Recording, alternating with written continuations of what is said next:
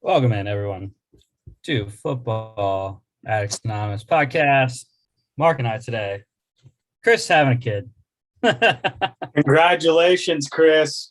You guys both know I said it by text message. Nothing better in the world, even winning a state championship, NCAA championship, than holding your son for the first time.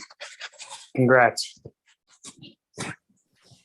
So, we got a lot of games to go through, man. Me and Riley knocked them out on Friday. It was a good time. You guys went fast. I'm definitely the long one. That's what I was going to say, dude. We've established that. I mean, Chris can get long-winded with the NFL as well. Yeah, Riley and I, we were lightning quick, man. We were going through. I watched some of it, and maybe I need to act like him and not say much sometimes. Well, let's get to it here. Starting off on Friday, we had two games here. Boston College got the win 17-3. Did you lone wolf Boston? Someone lone wolf Boston. That would be Chris. He kicked our butt in lone wolfing once again. He's us lately in these lone wolves. We both took these. The thing is, we both took Virginia Tech. Sorry. Picked Virginia Tech, but I didn't know two things about this, which is probably on me. First off, it was the red bandana game. That gets extra motivation for BC to start. Second off, I did not know that Phil Dracovic was back. And actually, no one did, because the announcers were saying how much of a surprise it was that he was back. I'm going to be the first one to tell anybody on this podcast that I am the least likely to know about injuries. Like the time that I picked the Cowboys as my dog to beat the Vikings and didn't even realize that Dak would be a game time decision. But they won. Still won that one. So it's interesting. Yeah, anytime this was in Blacksburg, I thought, right? No. That's what I went with them. I could have not have looked at that as well, and that would be my fault. Yeah, red bandana game for anyone that doesn't know. I'm blanking on his first name. I know his last name, Wells. Yes, I know exactly the player. Yeah. Boston College student. Ended up, I think he graduated in 99, wanted to be a firefighter, and ended up dying in the September 11th, 2001. Yep. Great story. Great story. Well, I mean, that sounds bad. No one that passes away is a great story, but a great just motivational story, inspiration story. Yeah. So they have the red bandana game every year at Boston College in honor of him, and also posthumously recognized as a New York firefighter as well, the highest level of firefighting that you can get. So people should look that story up, though. Went from Wall Street to being a firefighter just because he missed kind of like the action of football. Mm-hmm. Yeah, I didn't know Phil Dracovic was going to be back. Once I heard that, I did live bet Boston College money line, so I won that. Anyways, one of the few wins that I had this weekend. Very few. I did not have a good, stupid, ridiculous weekend. Chris should be kicking our booties on about every level right now. Anyways, I don't know if Burmeister got hurt in this one. He only threw one pass. I didn't watch the entire game. But yeah, Knox Kadum threw the majority of the passes here. Garwo was great again for them, though. 30 for 116 and a touchdown. And yeah, low scoring game defense. Boston College. Dracovic was definitely not back, but he looked all right for his first game back this season. I especially liked watching him move and pick up 9 carries for 65 yards and a touchdown. That was good to see. Defensively, Josh DeBerry, anytime we have a BC game, feels like he's always on here 5 tackles, all of them solos, sack, tackle, 2 tackles lost, and a pass switch. BC +1, under 51. Other game on Friday, Utah spanking Stanford 52-7. Cameron Rising didn't have to do much. The running backs, Tavion Thomas, Micah Bernard, they ran for 287 yards and 5 total touchdowns there off of 32 combined carries. So, and actually they had 300-yard rushers. My bad, TJ Pledger. 4 carries, 107 yards and a touchdown as well. So yeah, Utah ran all over Stanford. Easy win for the Utes. It's an interesting, storyline in the Big Pac-12. That's all I have to say. Not to drag it on, but 1 week I'm picking Utah. 1 week Stanford's beating Oregon. So just interesting over there. 441 total rushing yards for Utah. Jesus Christ. Defensively, what a better game. How can you have a better game than Devin Lloyd, who is always on Utah? 9 tackles, 5 solos, a sack, 5 tackles for loss, pass selection, and a 2-yard pick 6. Tough game. Tough game for him. That's just a great game. Utah -10.5, over 52. Thank you, Stanford, for hitting a touchdown. All right, the early one, half an hour early before all the other games. Army beating Air Force 21-14 in overtime. And man, I didn't watch any of this game. I got to see it was 0-0 at halftime. That's partly why I didn't watch it, because it was boring until the second half. And I think we're all on the Air Force train on this one, or did any? Yeah, everyone on Air Force. Yeah, I just thought Zeke Daniels coming back, which he his stat line's decent. I guess Army just got him in OT. I mean, very similar statistics. Air Force ran for almost 75 more rushing yards. I think I texted and said, I'll side with Chris or something. But before I said it, I said, are you sure you don't want to go with Army for the way that they played against an undefeated Wake Forest team? And does that game translate? No, but it translated to a win. So Army's going to win Commanders and Chief Trophy now. Yep. He's doing a great job, though, their coach. He really is. Yeah, not too often you see a military school with a 100-yard receiver, but Brandon Lewis got it done for the Falcons. 5 receptions, 106 yards. Actually, a lot of passing yards for the military schools here.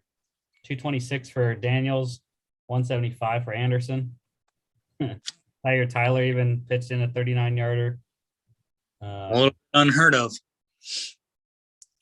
Yeah, defensively, Andre Carter coming back in here.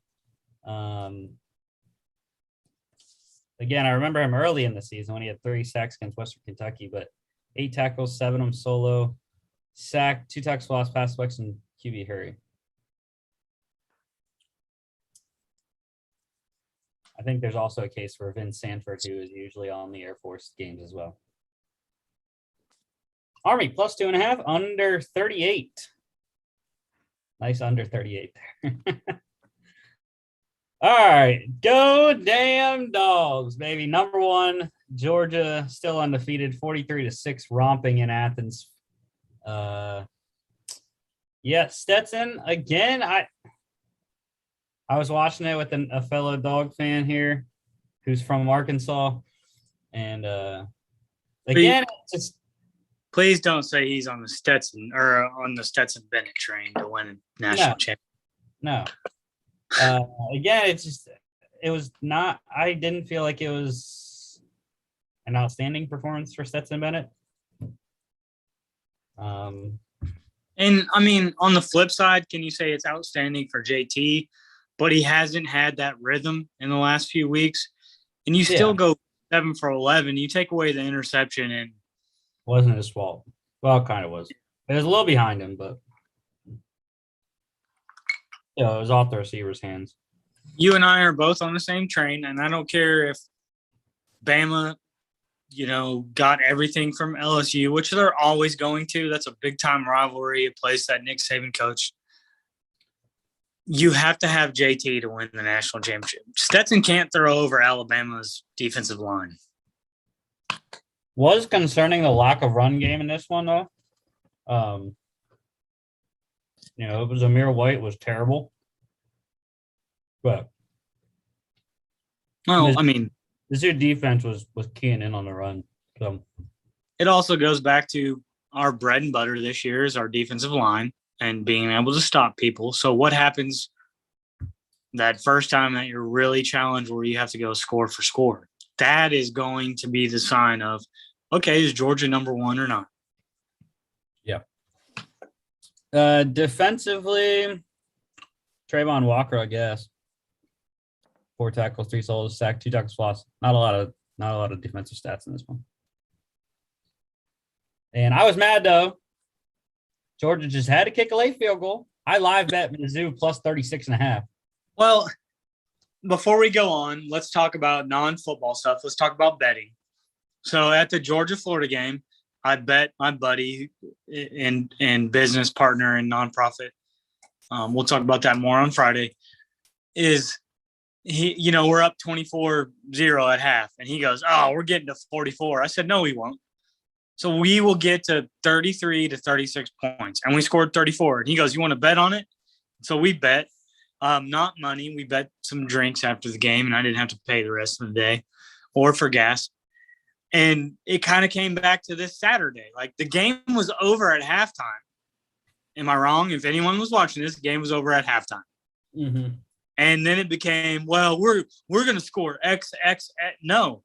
And it's not only that Kirby isn't like that, his track record, which I kind of actually applaud Kirby for that, because what if you ever have a down year? You don't want people to trounce on you. But our offense is never set up to just go and make the committee go, oh, gosh, they can put up 67 against a Missouri team and just blow people out. We're just not – our offense is not predicated on that.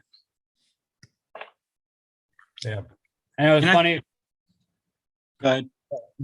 My friend that I was watching this with, he also had money on the game, and it was what was it? Georgia minus, I forget what I don't know if he took the spread or what. Yeah, I think he had taken the spread or something like that. It was like 38. 5 that he got. And yeah, did not cover either. We both lost with that last field goal. If anyone's betting, I would stay away from Georgia. Yeah, Missouri covered plus 40. I said that was a ridiculous line for an SEC game to begin with. And then under 59. It's ridiculous. That's one thing you can almost guarantee, unless Georgia's playing Vanderbilt, that the under is going to hit. All right, number 5, Ohio State, close one in Lincoln, 26-17. Stroud lighting it up again, but did throw 2 interceptions. Martinez looked good. And yeah, Ohio State found a way to win. I feel like I didn't watch this game, but I felt like it was similar to the Penn State game. Yeah. I watched a little bit in the first. Did not get to, watch the second half. I felt like Ohio State was always going to find a win. It just was going to get ugly, whether it was a 3-point game, 6-point game. It ended up being, 9. I'm thinking a lot of things on the Nebraska side. Is he coaching his lifeblood? But it goes back to who I said was going to be a dark horse, who I still think is solid, but your number one receiving yard receiver goes down in this game, and it's your chance to go over 100 yards. And Chris Olave, you can't get mad at someone that gets 7 receptions in college, especially your game plan. Maybe it's not long routes, and he finds the end zone, but it wasn't eye-popping. You know what I mean? Does that make sense? But you can when your other receiver goes for school records, 15 receptions, 240 yards, and a touchdown, though. On my computer. That's when you can get mad at Olave, when the other receiver has school records. Samori Torre for Nebraska as well. Nice game for him, 4 for 150 and a touchdown. And yeah, I think, like I said, the biggest story in the game was Jackson Smith and Jake Bithell. School records for Ohio State, who's had some pretty good receivers in the past.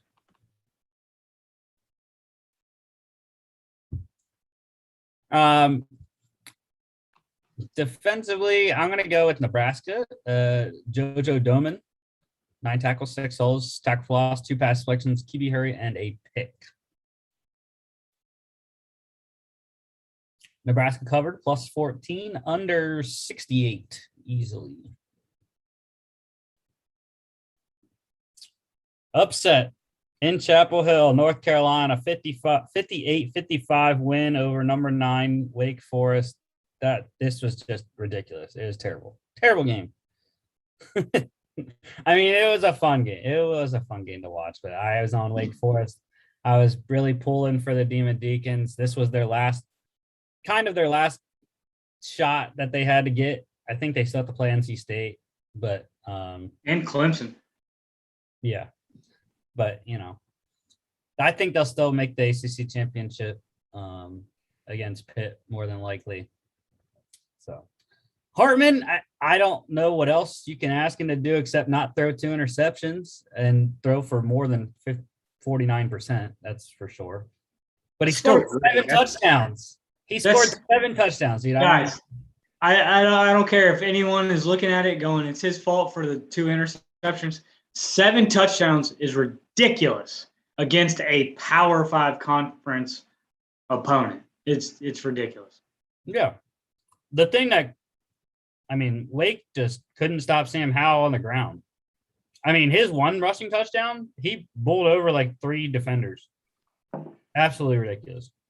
Let's not take away from this game at all, because Ty Chandler had himself a day as well. 22 carries, 213, 4 touchdowns. He did have a fumble and 1 reception. But I sent you guys, I think it was on Thursday, watching Thursday Night Football, but reading about sports I didn't realize that Sam Howell had even better numbers than last year, but he lost 3 NFL caliber players on the offensive side of the ball, and now you're 5-4.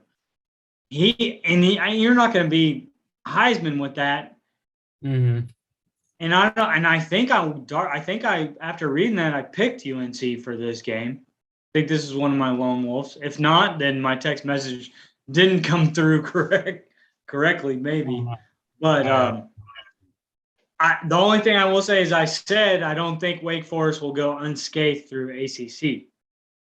Whether it was this game or NC State. I don't think Clemson can score with them. But I thought NC State or UNC would get them. And it might be 2 weeks in a row, because I think next week is NC State. At Clemson, I believe. Yeah, okay, Clemson. I believe they split the North Carolina teams and gotcha. Or host Clemson and then go to yeah, my guy A.T. Perry continues to have games, 6 for 129, 2 touchdowns. His partner, Jakari Robertson, also 7 for 111, 2 touchdowns. Those 2 are fantastic receivers there. And defensively, I don't know. Cameron Kelly for UNC, picking off both of Hartman's interceptions. Also putting up a pass deflection, 3 tackles, 2 solos. If UNC ever figures out the defensive side of the ball, I think they'll be okay. Yeah, but Howell's going to the NFL after this year, so.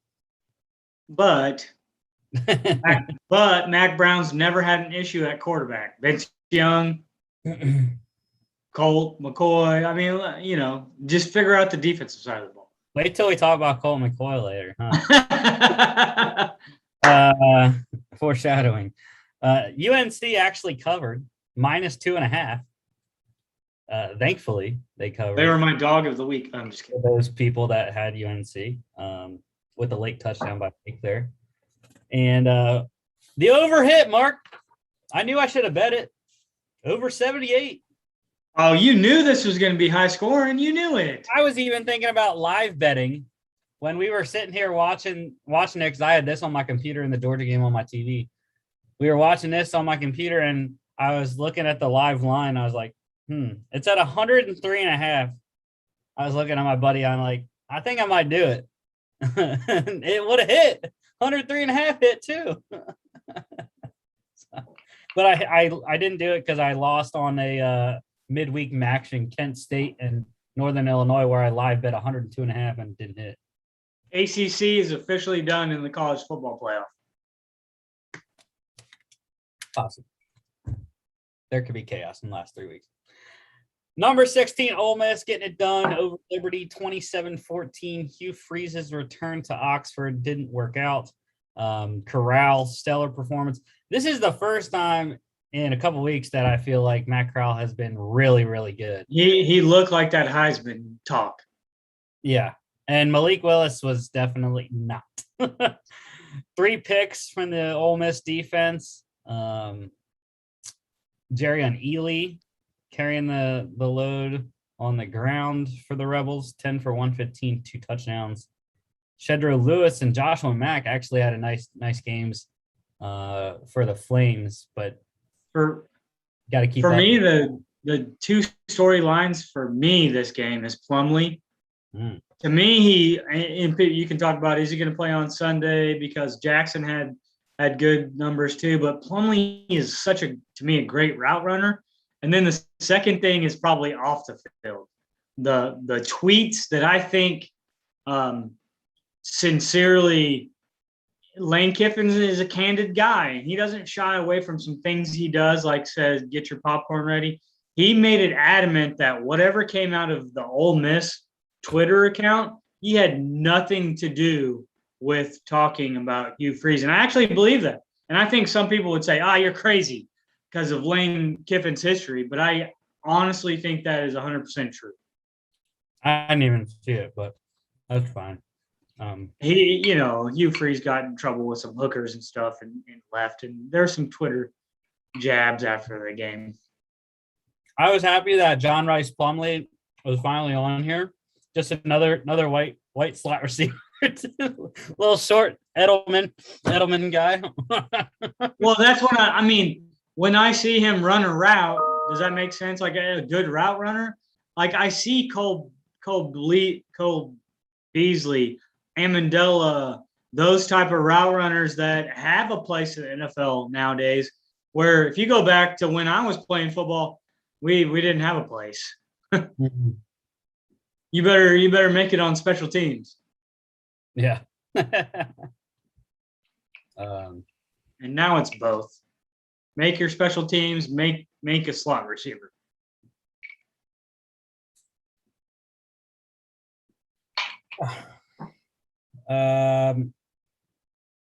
Ole Miss covered -7.5, and the under hit 67. Would not have thought the under would hit in the Ole Miss Liberty game.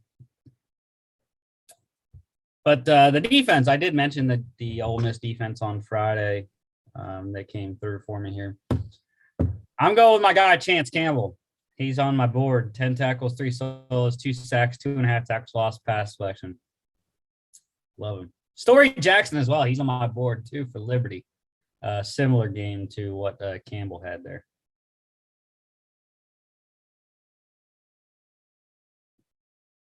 That's not what I wanted to do. Okay. Another upset. Illinois taking down number 20 Minnesota 14-6. This was at Minnesota, I believe. And yeah.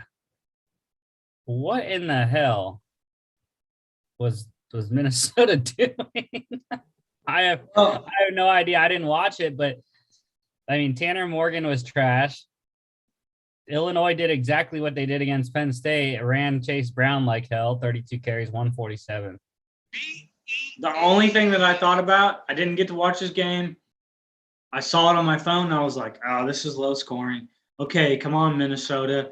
Then it got later in the game, and that's exactly what you said. I said, they're going to do what they did to Minnesota, and I pulled up the stats, and they ran the ball and controlled the tempo, and Minnesota never got off the starting blocks. Like they didn't get off the bus. Yeah, Brandon Peters didn't have to do much because they ran it so many times, which has been the only way Illinois has won this year with Brett Bielema's first season. They just run the ball 50 times in the game. They usually win because their defense has somehow been good enough to stop people. But yeah, I guess good for them. Bielema's got to win out, and he can get to a bowl game in his first year. Not that he will, because they still got to play. They still got to play Iowa and Northwestern. So actually, I wouldn't be surprised if Illinois isn't a bowl game, based off what those two teams are putting out right now. Defensively, not much, but Isaiah Gray for the Illini, 6 tackles, 4 solos, 1.5 sacks, 1.5 tackles loss, and a QB hurry. Illinois plus 14.5, under 44. Number 25, Pitt beating up Duke 54-29. Kenny Pickett, what a bounce back game. Actually, I shouldn't even say it's a bounce back game. They lost to Miami last week, but he still threw for 500 yards. This one threw for 416, 3 touchdowns. Turned it over once on the ground, but 4 total touchdowns. And again, Pitt rolling towards their ACC Coastal Championship. I think they're in. Am I switching them up? No, yeah, I was right. Coastal. That's what I thought. But yeah, Jordan Addison, 7 for 171 and 2 total touchdowns here.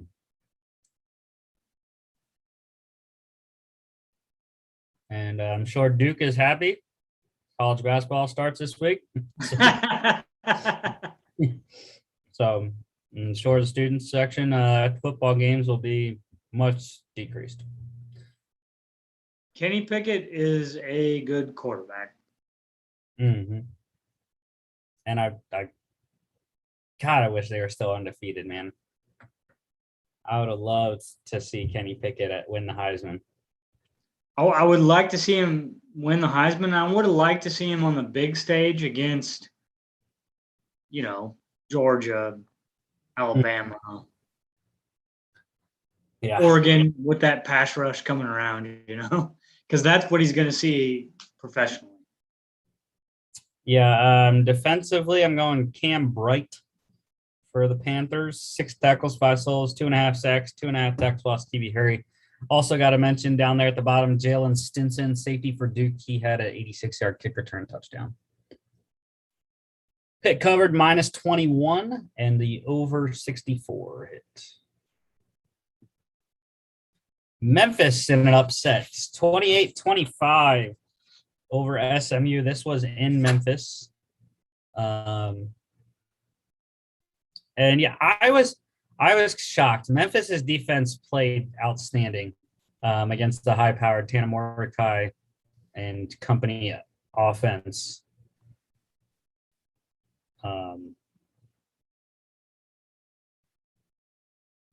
But yeah, that's really what I got out of this game. I mean, Mordecai struggled, and Memphis defense played very well.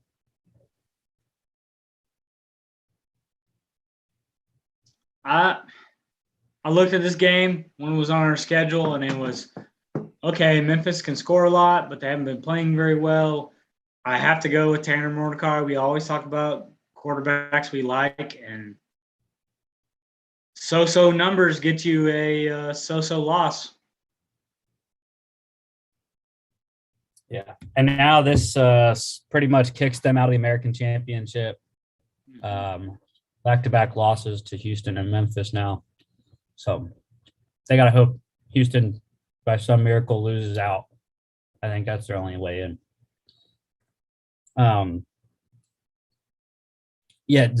Rushing game was terrible for all teams involved. Interesting day for Rodriguez Clark, though, for Memphis. 10 carries, 2 receptions, and he threw a 40-yard touchdown. Calvin Austin, pretty good day, 8 for 88 as the leading receiver for the Tigers. Almost 100-yard day for Danny Gray, 2 touchdowns for the Stangs here. Defensively, Deveray Levelston for SMU, 4 tackles, all of them solos, 2 sacks, 3 tackles for Austin, Kiwi Hurd. Memphis plus 3.5, under 72, way under. I would have thought that one would have went over too, the way those two teams were scoring points. App State. I don't know. What adjective am I using for this one? 48-14 over Arkansas State. I feel like I use the same adjectives every game when there's a blowout. So, Chase Bryce sat back, had a nice day. Handed the ball off a bunch to Nate Noel and Cameron Peoples. And, this was an easy win. We knew this was going to happen, but nice day for the Mountaineers. Bryce is playing better. Still don't like the numbers, 15-26, 163 yards. But for me, it's a tale of 2 seasons. Not that Arkansas State was a world beater last year, but they were a lot better team. And that shows you, at that level, what does it mean to lose people and people transfer and this and that compared to this year.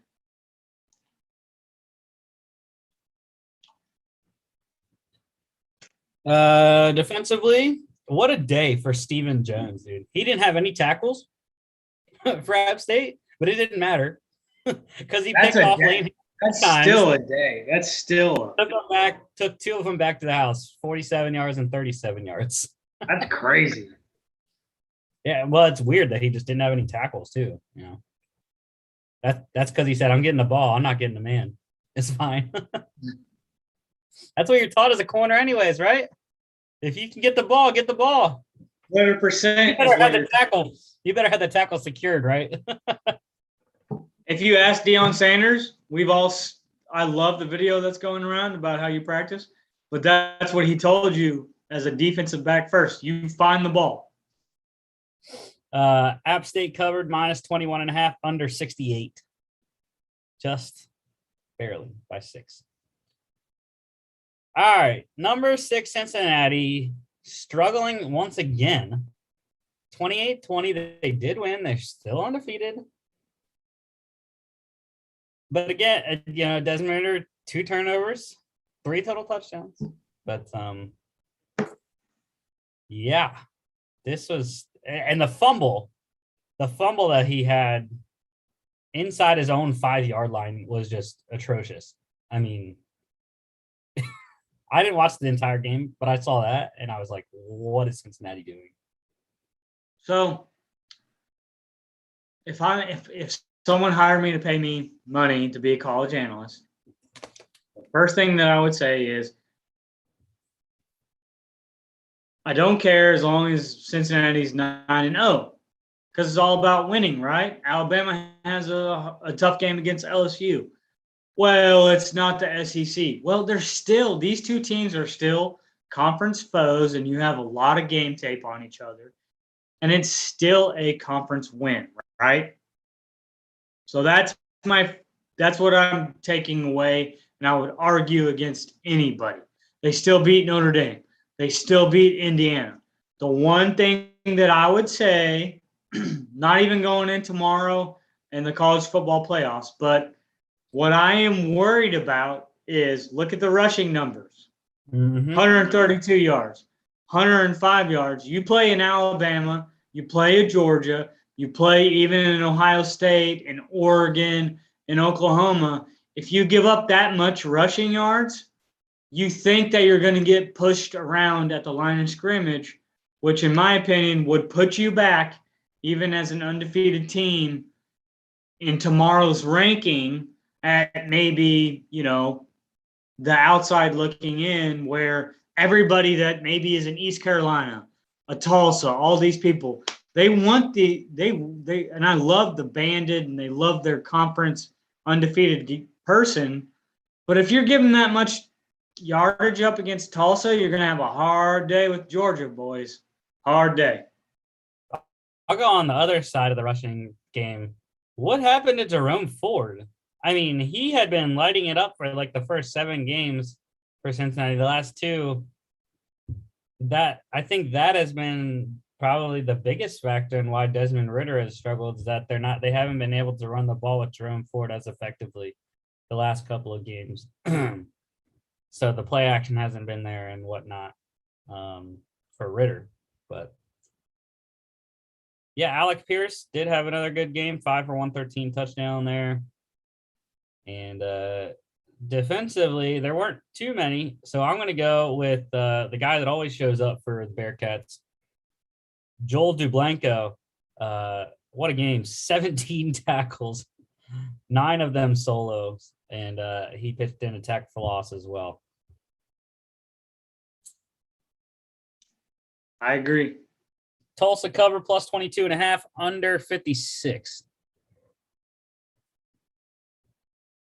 Notre Dame, number 10 Notre Dame, stomping up on Navy 34-6. Yeah, your boys had a tough time, Mark. Not very good this year. Not very good this year. And they must have another new quarterback. I feel like I haven't heard of Xavier Arline yet this season. He's not been on our stats, has he? I don't. Unless he was a running back turned quarterback. Yeah, I think they just had another new quarterback in there. I don't know. Kyron Williams, though, another solid game. He's put a couple together now. So, Notre Dame with 1 loss, definitely not making the college football playoff unless chaos happens and everyone freaking loses. But yeah, Kevin Austin Jr. for Notre Dame, 6 for 139 and a touchdown there as well. Nice game for him. Defensively, John Marshall for Navy, though, 8 tackles, 7 solos, sack, 2 tackles for loss, and a QB hurry. Jack Cohn. He did enough, right? Rolling some games over here. Well, he's not turning the ball over. That's the thing.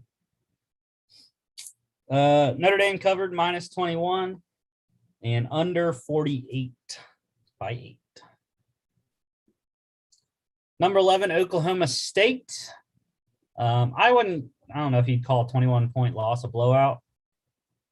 Guess so, considering it was in Morgantown. 24-3 over West Virginia. And again, it's another low-scoring game. Your cousin, average almost 5 yards per carry. He's doing it. He's doing it. But he's leading the way. If you don't have him, you're not winning. Yeah, this is true. And what a difference of games for West Virginia, though. I mean, they just beat a ranked Iowa State team last week at home, and now they come back home and lose by 21 to another ranked team. Oklahoma State versus Iowa State this year is much different, but Spencer Sanders, you can't fault him for having 2 touchdowns, but it's not like his numbers are eye-popping. In this game, West Virginia offense couldn't get anything, and Oklahoma State got a little bit more in the running game. Well, not even, yeah. That's it. Both touchdowns to Tay Martin there. He's having a nice season for the Cowboys. I don't know who you want to go with defensively, Mark. You can get it because there's 2 Oklahoma State guys that I think are. I mean, you got to go with your linebackers, would you not?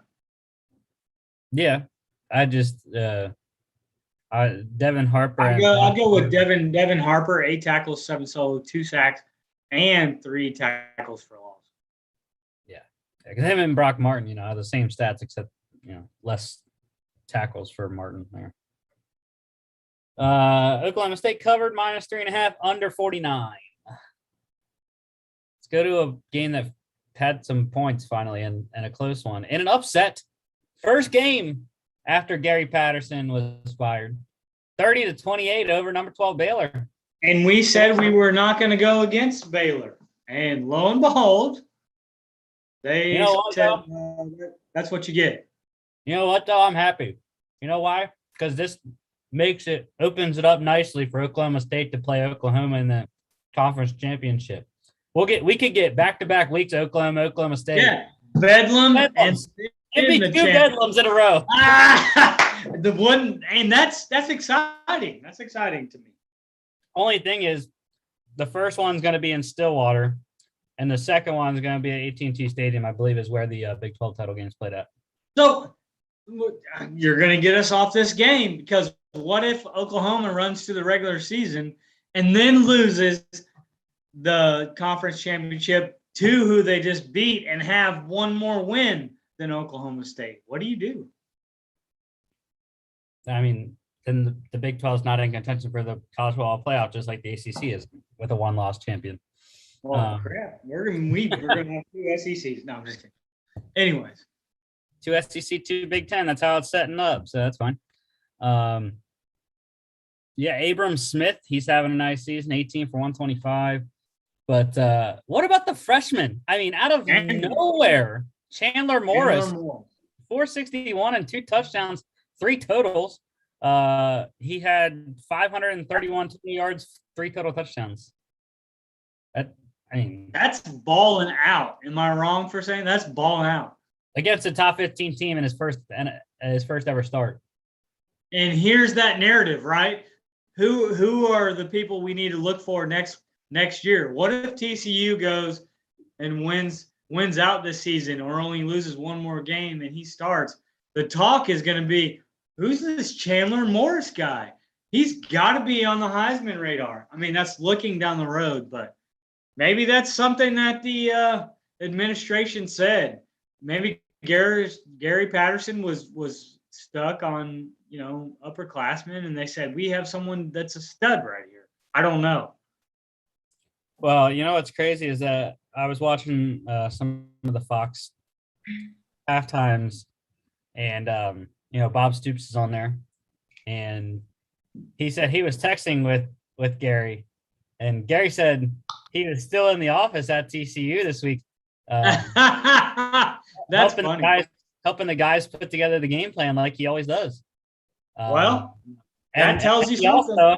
He also was texting with him during halftime of the TCU game, and Gary said, I got to be there, right? he might not have been on the sidelines, but he was there somewhere.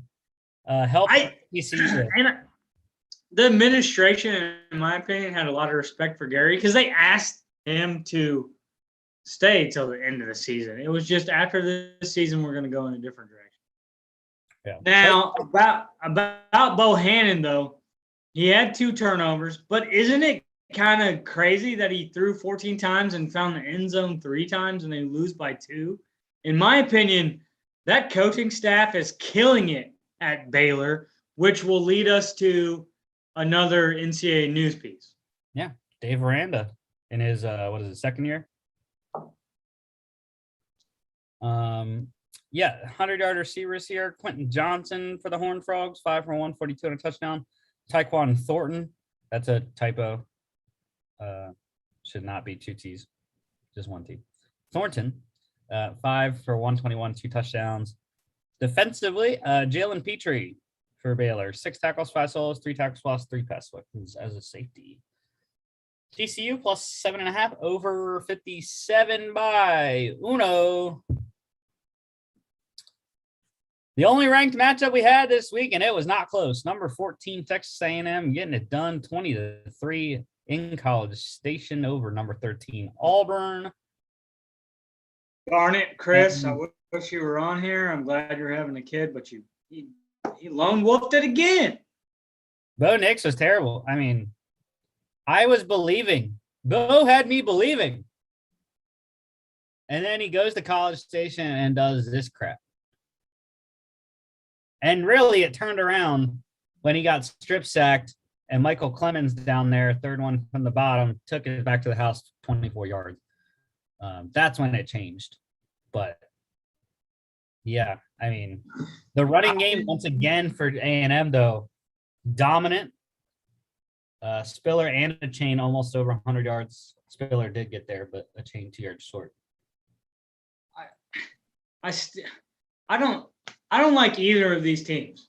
Can I just say that? I don't like either of these teams. I don't like how their quarterback play is constantly fluctuating. Then you have a Texas A&M that beats Nick Saban, and now Jimbo deserves this massive stinking extension that he never deserved. I actually like, is it Brian Hairston in his first year at Auburn? I just don't like Bo Nix as a quarterback because he's like this, right? And Isaiah Spiller's numbers are not good compared to what we thought was going to be this year. And okay, I'm on my soapbox and I'll get off, but why? Why did Jimbo deserve his extension? Well, it's fine because now we Georgia fans we're rooting for Texas A&M to win out, and we're rooting for we've always been rooting for Auburn in the Iron Bowl, but we're still rooting for Auburn in the Iron Bowl. No. I'm totally different. If we win this national championship and it has to go through Texas A&M or someone like Auburn, I wouldn't even count it as a national. If you want to be the best, we better play Alabama in the SEC championship. I won't even watch. I will not even watch if it's not Alabama. I want it to be as easy a road as possible. No, I want to beat the mother best, and I didn't cuss. Your boy Smoke Monday's on here, but that's not who I'm talking about. I'm going to go with probably Michael Clemens because he had, defensive touchdown. I can't shy away from those guys. So. Can't go wrong with that. And there's a big man defensive touchdown at that. So A&M covered -4.5 under 50. Number 15 BYU, small print here because there's a lot of scoring. 59-14 over FCS Idaho State. Jaron Hall had fun. 298, 5 total touchdowns here. Baylor Romney chipped in a touchdown pass as well. And was surprised they weren't able to run it, though, as effectively as they had been. I mean, Tyler Algier was coming off a 200-yard rushing performance against Virginia Tech last week, and now he goes for 35 yards off 6 carries. So, yeah, he did score, which was good for him. But really about the passing game here, Puka Nacua, 6 for 120 and a touchdown. And Keanu Hill, not Neal, not Keanu Neal or Keanu Reeves, Keanu Hill. 4 for 92 and a touchdown. Also recovered a blocked punt in the end zone for a touchdown as well.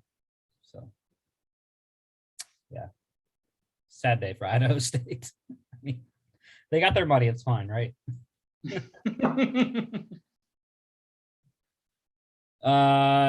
Defensively, there wasn't much here in this game, but Pepe Tenuvasa, 3 tackles, a solo, sack, floss, and a pick. Another great name down there, Atunasia Mahi. BYU covered. They did get the cover, though, -36.5. And over 55 got it themselves. Number 21, Wisconsin. Holy heck. 52-3 in Jersey. No one saw Wisconsin being able to put up this much against a Greg Schiano defense. I think we all picked the Badgers, but I didn't think it was going to be 52-3. Yeah, and I still will not do it. I'm not heaping praise on Graham Mertz. Can't do it, won't do it. He is still a terrible quarterback. You're playing Rutgers. It's fine. Braylon Allen, though, he is having a great year. 15 for 129 and a touchdown. Him and Ches Malusi, those two combined have been outstanding for Wisconsin. And it's crazy because here in Wisconsin, Braylon Allen actually has a nil deal with I think it's Jock Athletic Wear. And I see him on TV commercials all the time with Jock. So yeah. Good day for the Badgers. And they'll continue to be ranked with 3 losses somehow. Freaking hate that.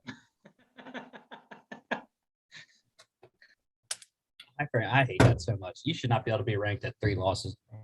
Even though I say we'll get to the Penn State game here next, but I think Penn State should be ranked this week with 3 losses. But yeah, defensively, Cesar Williams for the Badgers, 2 tackles, a solo pass selection, and a 29-yard pick 6. Wisconsin covered -13, over 38. Easy over by the Badgers. Like I said, Penn State next, beating Maryland 31-14 in College Park. Clifford, what a day. 363, 3 touchdowns, no turnovers. And Talia did not have the same kind of luck. Now, he had a lot better completion percentage, threw for more yards, 2 less touchdowns, but he turned it over twice against the vaunted Penn State front. And that's been his – you and I have talked about it early in the season. We've rode that. We're gonna ride the quarterback play for Maryland, the Fighting Muleys, to win a game. And he did not have a lot of turnovers, but are you going to beat a team if you have to throw 57 times? The college football team, and that has nothing to do with – and even Tebow would have been exposed, right? Like, think about some of the best run and passers we've had in – maybe I'm older than you, but Tebow is Manziel. Manziel throws 57 times in the SEC. You might not win a game. From his number was you throw over 32 times. Georgia was 0-4 anytime he threw over 32 times. And so that's when you have to, as a coach, you have to game plan. Do we have enough people on the offensive line to control this? Are we down X amount of points? And I like what Penn State did. Yeah. I don't think Clifford can throw it 47 times against, an Ohio State team and win. Big factor, Jahan Dotson, school record 242 receiving yards here. On 11 receptions, scored 3 times, tied his career high. I was really hoping he was going to get a 4th one to break his career high. But he stuck at 3. But I mean, that was plenty good for Penn State. Again, it's a recurring theme with Penn State. They can't run the ball. Good average by Kevon Lee here, but only 50 yards as the leading rusher on the team is not going to get it done against quality opponents. And then defensively, it's tough selection here, but I'm going to go with the guy with pick 6. I prefer defensive touchdowns over any other stats. So Jair Brown, 9 tackles, 8 of them solo, and an 87-yard pick 6. I can't differ with you. It's amazing getting into the end zone as a defensive player. Penn State covered -10, under 57. Franklin got a $25,000 bonus for winning his 6th game this year. Upset. Oh, man. Big oh, upset. man. 40-29, number 3, Michigan State down against Purdue.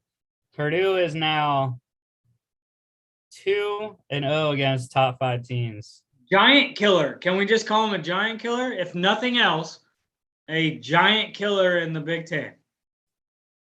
And you know what's crazy? I don't even remember what's their coach's name again? I don't even. Brom.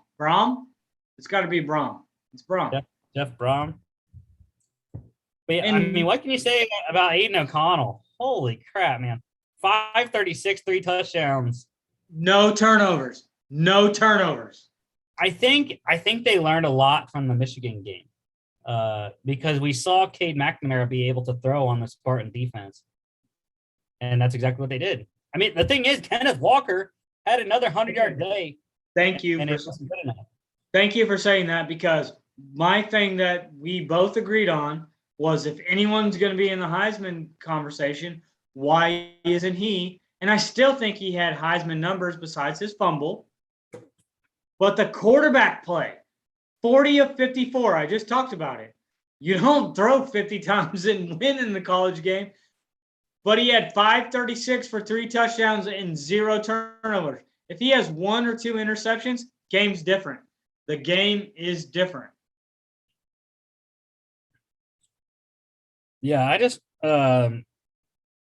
we'll see this week when they go to the shoe to play Ohio State if they can be 3-0 against top 5 teams this year.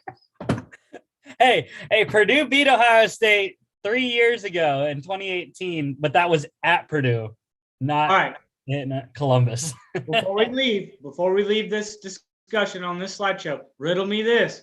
I've said things about PJ Fleck. I have said things about coaches. Do you know who I think this coach fits the best profile? If you could get him at Vanderbilt, which is to me a lesser school, if you could get him at Vanderbilt, which they harder entrance exams, same thing Purdue. It's an engineering school. They are all about smarts. If you can get them at Vanderbilt, I think Vanderbilt could be competitive every 2 or 3 years in the SEC. I would go after Brom if I'm the Vanderbilt AD. Just my opinion. David Bell's having a great season, 11 receptions, 217 yards and a touchdown. Defensively, Charles Brantley for the Spartans, 5 tackles, 2 solos, 2 pass selections. OC Brothers. Is that 2 of them? Just kidding.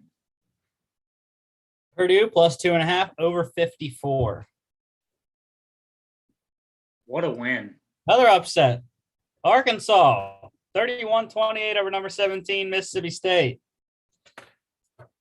Again, this is another instance of like, what else do you want from your quarterback?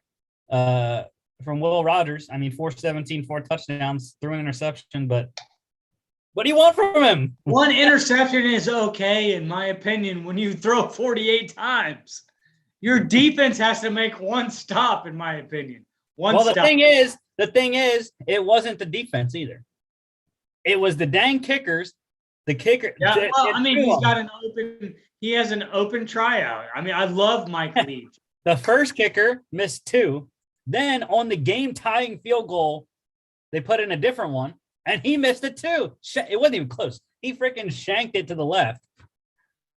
I mean. And what I love about Mike Leach, they call him the pirate. Oh, come out to the student union, and I'll buy you pizzas, and I'll set up a field goal in the student union. And if you can kick it, you're better than what we have right now.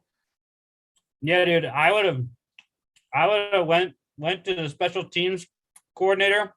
I'd be like, bro, sign me up. We're cutting all the kickers. We're going for 2, and we're going on 4th down. We're going to be like freaking Ole Miss, and we're just going to go every time. And it's funny that you say that. It's actually a genius, Rusty. I hate to say that because, I mean, I know you're smart, and I don't like to say genius because you take after me. I'm just kidding. After you miss 2 and you throw as much as he does, and it's a wide open offense, why wouldn't you just go for 2 more? Just run it like Presbyterian. Their head coach. Onside kicks every kickoff, 2-point conversions, no punting. They got him from the high school ranks. And there's some things to. We'll debate that later. But you and I both went with Arkansas or Mississippi State because I thought they would. It's wide open. Arkansas. I've seen them play. They can't stop wide open, and that's another Chris Cherry win. But maybe all these losses made him have a baby today. So you know what though? He wasn't a lone wolf. My guy Riley took Arkansas because he's an Arkansas fan. So Dominic Johnson, 100-yard performance for the Razorbacks here, 17 carries, 107, 2 touchdowns, also pitched in interception for 6 yards. Mekhi Polk, 8 for 117 for Mississippi State. And defensively, Trey Williams for Arkansas, 4 tackles, all of them solos, 2 sacks. Sackles, you like that? Like new word. I like that. Sackles. I like that. 2 sacks, 2 tackles for loss, and 1 QB hurry. You have to coin that because if it gets out, everybody on NFL is going to start using it. Mississippi State +4. They did cover.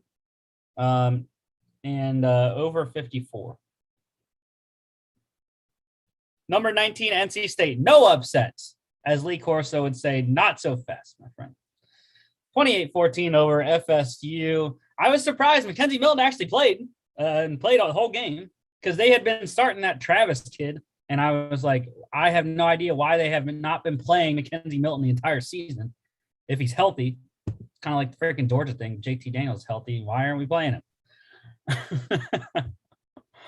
But Milton couldn't do enough against the NC State defense. Devin Leary was fantastic. 314, 4 touchdowns and an interception.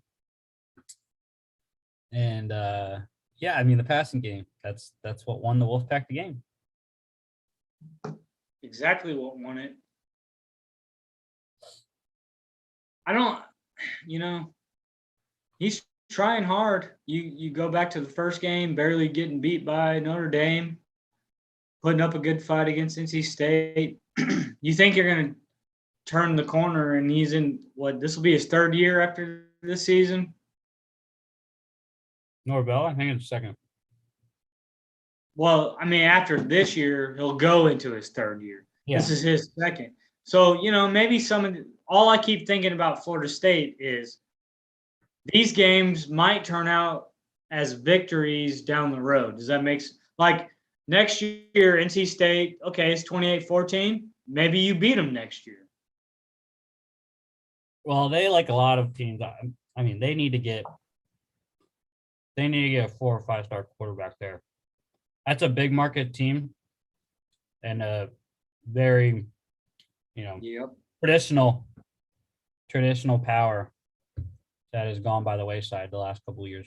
So that's why I would have been so excited if Deion would have. I mean, could you have imagined if Deion would have taken that? Well, I think he wanted it. I just don't. In my opinion, I think he wanted it. They just looked at him and said, "You don't have enough coaching experience." But what he's doing, guys, Jackson State, this might be the first podcast to say it, besides maybe Stephen Smith, and I haven't even heard Stephen A. say it. He deserves a head coaching job, guys, at a Power 5 level. He knows what the kids need, how to treat them, how to game plan. He's killing it down there. Give him a job, please. Well, yeah. Please. They're the only HBCU that's ranked in the FCS. Please give him a job. Please.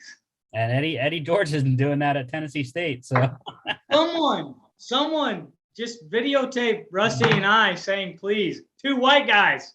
If that's what you want to hear, we're not making it a racial thing, but he deserves it. Yeah, I'm going to go with Florida State here, though. Kyer Thomas, 3 tackles, all of them solos, 2 sacks, and 2 tackles for loss. Before we leave, in a losing effort, Jamie Robinson, 10 tackles, 7 solo, and an interception. What else do you want someone to do? I thought you were going to go with Jermaine Johnson or Davin Van for NC State there. NC State covered -3, under 55. Utah State 35-13 over New Mexico State. Nice day for Logan Bonner.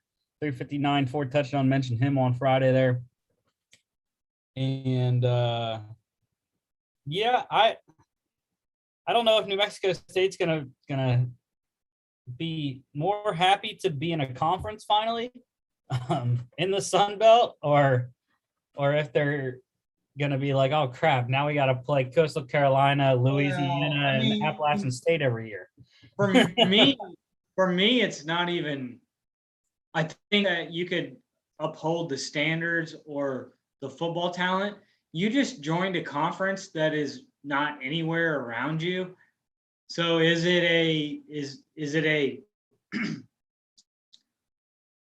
positive that people have to come out to Utah, or is it negative that you're going to have to go all the way to Myrtle Beach, South Carolina? Like, this is where, how does that, it hasn't, let's game plan, and let's take a 2-day trip out to Myrtle Beach. I would love it if I was New Mexico State, man. Like, we get to go to Myrtle Beach for a weekend, bud. That's a lot better than New Mexico. Yeah, well, I agree. That's exciting as a player, I think. But yeah, Devin Tompkins here, 9 for 2 touchdowns for the Aggies. Again, this was an Aggie v. Aggie matchup here, so I can't say the Aggies. Devin Tompkins for Utah State, 9 for 215, 2 touchdowns. Yeah, well, other than that, I don't got anything else in this game. Defensively, I don't know. Marcus Moore, I guess, 4 tackles, all of them solos, 3 tackles lost, QB hurt. That's what I was looking at. I was thinking about Patrick Joyner, but I went above him, Marcus Moore. Utah State covered minus 18.5, under 73. I don't know what they were expecting in this game to have it at 73, but I guess they're expecting Utah State to score 60. Mexico State, nice job holding on to 35, though. This, I thought, was going to be a lot better game. Marshall 28-13 over FAU. I think Chris Sloan will have to Marshall.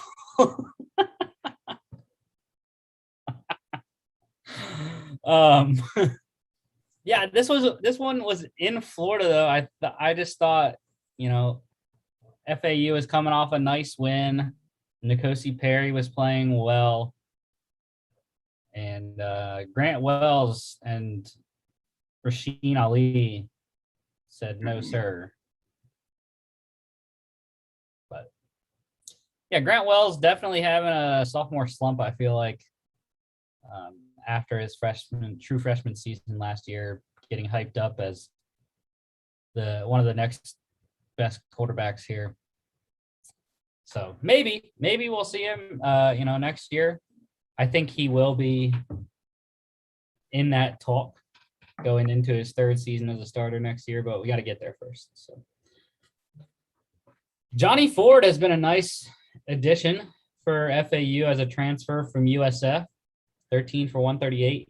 Did fumble it, but. And then the Willie show here. I thought the running game was going to be the difference. Yeah. The Willie show, though. Willie Johnson for Marshall, Willie Wright for FAU, leading their teams in receiving. Johnson, 5 for 140 and a touchdown here. Defensively, Kobe Cumberlander for the Herd. 4 tackles, a solo, 1.5 sacks, 1.5 tackles lost, and a QB hurry. And then wide receiver Jaden Harrison for Marshall, 99-yard kick return touchdown as well. Marshall covered minus 1.5 and under 58. Coastal getting the win, 28-8 over Georgia Southern. And Grayson McCall didn't play in this game. I didn't recall him getting hurt. But it was Bryce Carpenter the entire way for the Chants. And luckily for him, Shamari Jones ran for 96 yards and a touchdown. Yeah.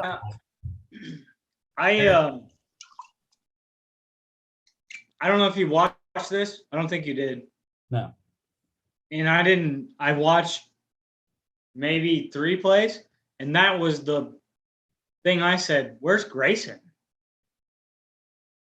And I didn't understand why he didn't play. And then the news came back of what the next day, it wasn't live, who Georgia Southern hired, and we'll get to that. And so this was just kind of confusing to me, if that makes sense. Yeah. Like I said, both quarterbacks are terrible. Neither one going for over 100 passing yards. But Coastal's good enough. It doesn't matter. Well, I mean, we're not prolonging this, but if I ask you, hey, can we win this game without playing our top quarterback and get other people reps? Like if I come to you and you're my associate head coach and I go, can we do it without Grayson McCall? And you go 100%. Would you do it? Would you do it? I think that's what happened. I really think that's what happened. Dude, what a day for Josiah Stewart. 6 tackles, 5 souls, 4 sacks, and 5 tackles for loss. Bro, that is a game right there. Is that Michael Strahan? Wait. As a defensive tackle, too. Is that Warren Sapp? We're talking about defensive ends. Is that Aaron Donald? Whose name is down there? And then at the bottom there, Mason Shelton, linebacker for Coastal, 33-yard blocked punt returned for a touchdown.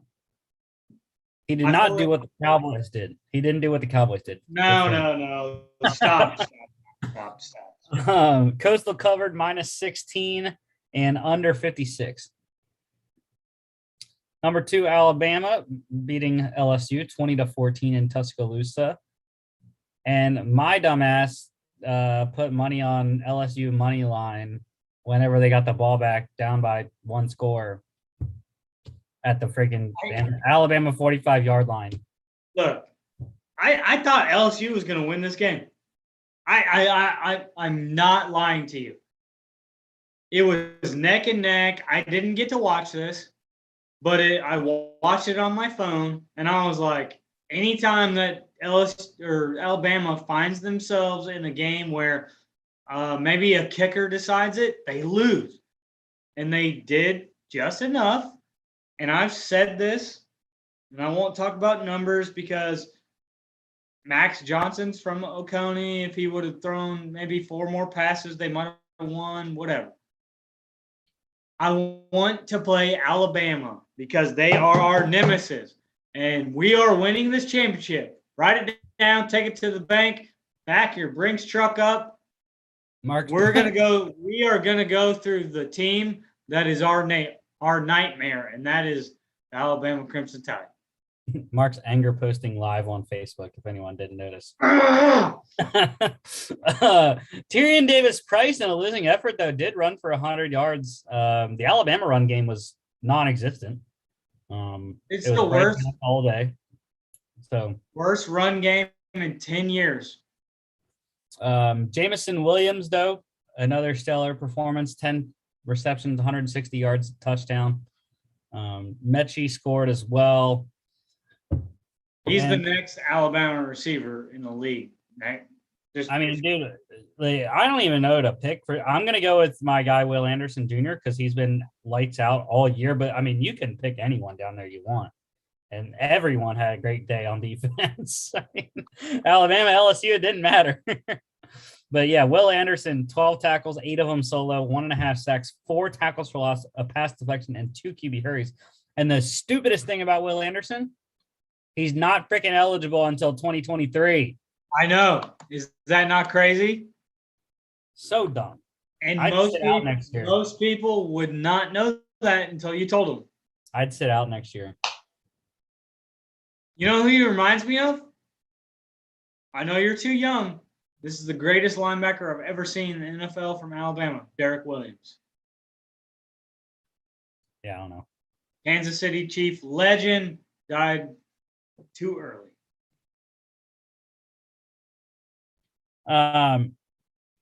LSU covered easy, plus 29. And under 67. Tennessee, what a small print here. You got to put your readers on, Mark. You shut your face. Tennessee 45-42 upset over number 18 Kentucky in Lexington. Will Levis, I was surprised, man. He was able to throw the ball. That's not what he usually does, but he did it very well. 372, 5 total touchdowns. Did have an interception, but he rivaled Hendon Hooker all day, who was a ridiculous 316 off of 15 completions and 4 touchdowns. Off of 15 completions, that's ridiculous, though, for 316 yards and 4 touchdowns. But Rodriguez, again, I thought he was going to be a factor. He was 22 carries, 109 yards at 5 yards per clip. And yeah, Wan'Dale Robinson, 13 for 166 and a touchdown. Velus Jones for the Vols, 5 for 100 and a touchdown. Just a offensive explosion from both teams that I didn't see coming. Tennessee, you could see that coming. They had been one of the higher scoring teams. It is just it's chapping my butt that I always ask myself, what happened last week, this week, how do you feel about it? And I said, I like Kentucky's defense, but I'm worried about their offense. And guess what won the game? And then that's another game that Chris wins. I think he lone wolf Tennessee again. No, we were all on the Wildcats. Oh, thank God. I just don't want to. I'm competitive, and he's been kicking our butts in lone wolves. Yeah, I think the worst thing was for Kentucky was they were so close to tying it. They were. I don't know. I don't understand why they went for it on 4th and 10. They were at the 38-yard line. I would have taken a shot. So what if your kicker doesn't have the leg, dude? I think a 55-yard field goal. Yeah. That would have been. I would have taken a chance on that versus a 4th and 10 completion. So I must ask you before we leave this slide. Does Tennessee have a chance to upset UJ this weekend? No. I like your answer. Move on. Yeah, defensively, a lot of guys at the bottom there are nice days. But again,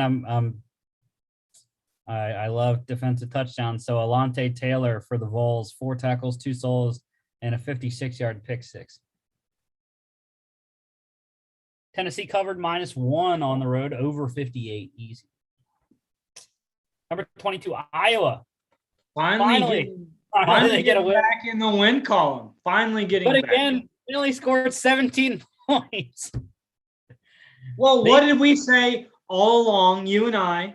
We said we didn't believe in the quarterback play, and their defense was doing everything up to this point. They got all the way to number 2, though, which just was crazy to me. They've scored 31 points in the last 3 games combined. And it's not even the quarterback that we had issues with. Yeah, they changed out quarterback Kirk Ferentz. And it's not good numbers. Petrus this game. But you're still 7-2. Can you get mad at a 7-2 record? No, but I can get mad at your offense. Your offense sucks. Well, what they can get mad at is that they have no shot at winning the Big Ten West because they've already lost to Purdue. They've already lost to Wisconsin, 2 of the top contenders for the Big Ten West. And the only thing that they do have is they would be in a conundrum with if they can beat Minnesota somehow, which we saw Minnesota put up 6 points against Illinois. So I think Wisconsin's going to win the Big Ten West now. They're on a 6-game win streak. No, they're on a 5-game win streak. They started 1-3. Yeah. So yeah, I wouldn't put it past Wisconsin to be in the Big Ten. Here's my thing. Could they have the best record and not play for a Big Ten championship? Yeah, because they've lost head-to-head against Wisconsin. Isn't that wild, though? Isn't that kind of crazy. If you had that, let's say Alabama for some reason in the SEC had the best record, but head to head they lost it. That we've seen that before, where they don't go to the SEC championship and then they make the college football playoff. What I'm saying is Iowa could never do that. Never. I agree with it though. And you gotta, if you don't beat a team, then you shouldn't be able to get in ahead of them. 100%. Season-long performance doesn't matter if you can't beat one team. I like your style. I don't know if we're friends, we're acquaintances, but Yeah, I mean, Northwestern switched out quarterbacks. This kid played last week for Northwestern as well, Andrew Marty. But yeah, I mean, I believe I believe both these kids are freshmen. yeah. So yeah, Marty three interceptions in a losing effort. Goodson though had a nice game, 21 for 141 and a touchdown on the ground there. And yeah, let's go to defense here. So what a day for Northwestern's Ade Tomiwa Adebawore. That's what I'm going. 3 tackles, all of them solo, sack, tackle, loss, pass selection, and a QB hurry. Actually, I should have went with Dane Belton for Iowa. He had 2 picks, but I saw that, but I went with the name. I know y'all like me to pronounce a damn long name, so Northwestern cover I was waiting for it. plus 11.5 and under 41. I told y'all on Friday the under in this game was going to hit. Boise State. I mean, this one was.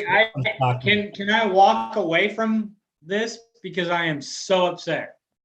I was just stunned. I mean, 40-14 over number 23 Fresno State. I mean, you know why I went with this game? Because the same.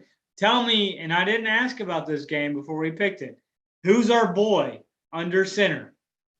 Yeah, Hainer. We talked about him on Friday, man.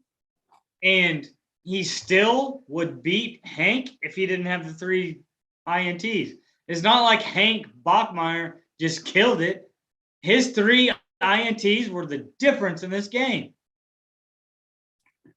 You have a running back that goes for 117 yards. You throw to him for 2 receptions. What killed Fresno State was the red zone. I was watching bits and pieces of this, and every time they were in a red zone, turnover, field goal, nothing.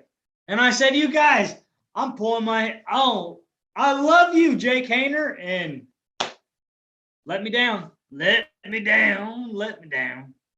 Yeah, this game eliminates Fresno State from the Mountain West Championship, essentially.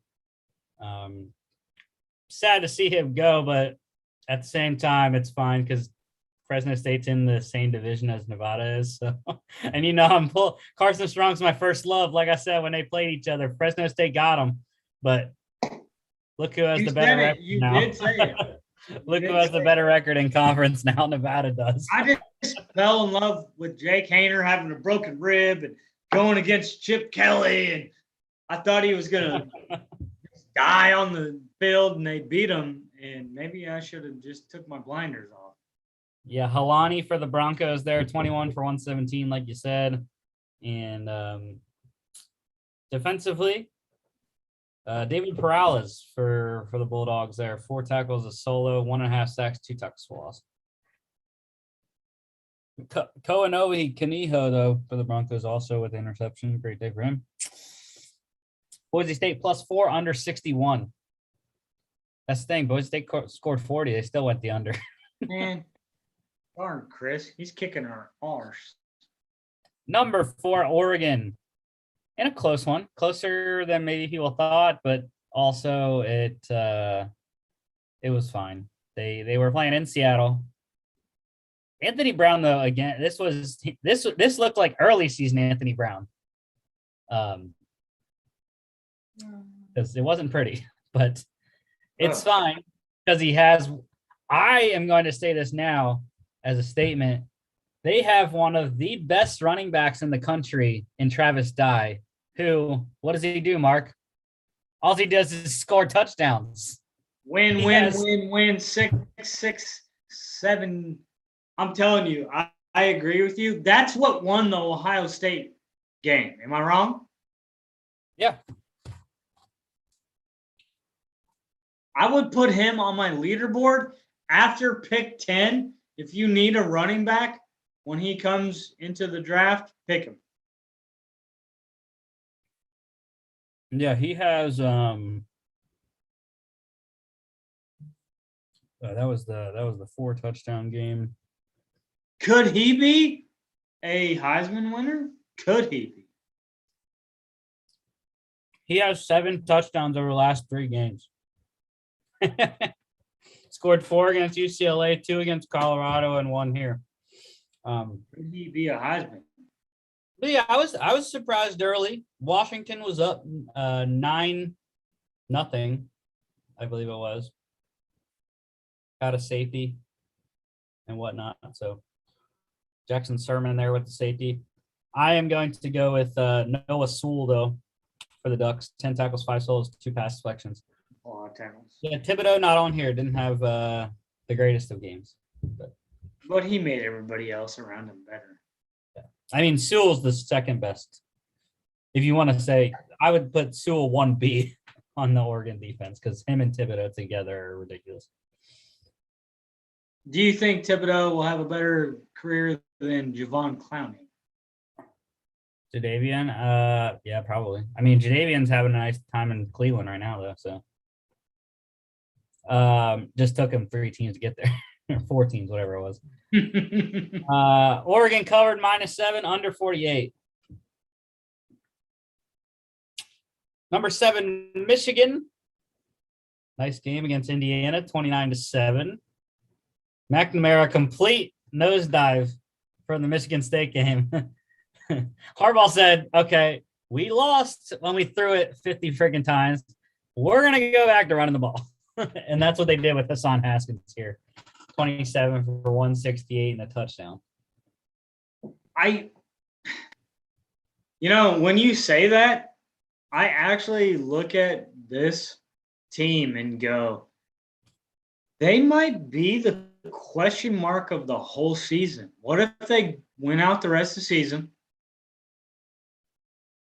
They beat Oklahoma State and they go to the Big Ten championship, or they don't, and somehow the committee puts them in it, and they end up, you could see a Georgia-Michigan championship.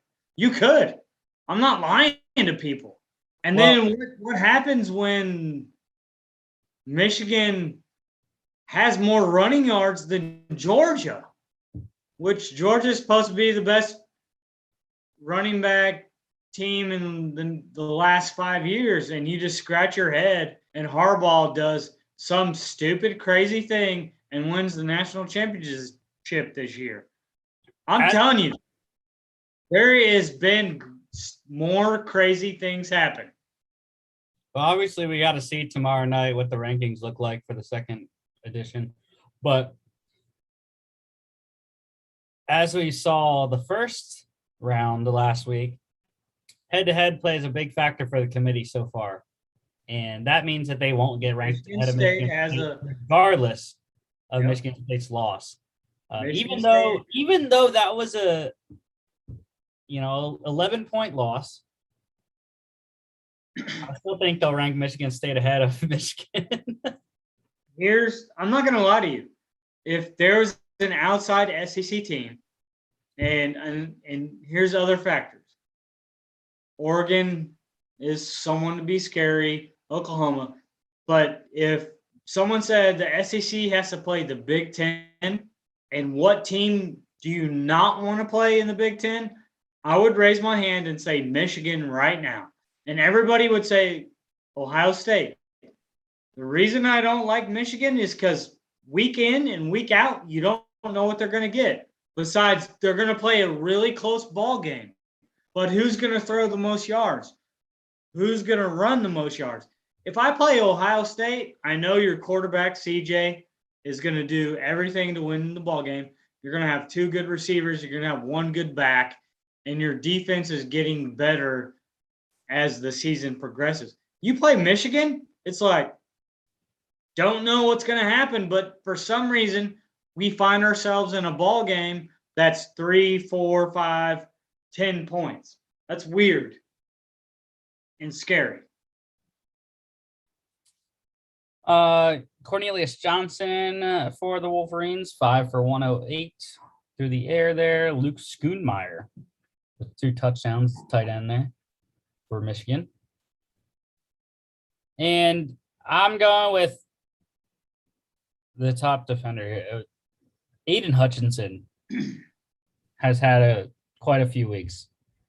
5 tackles, 2 solos, 4 QB hurries there. He is a game record, as they say. Michigan covered minus 20.5 and under 51.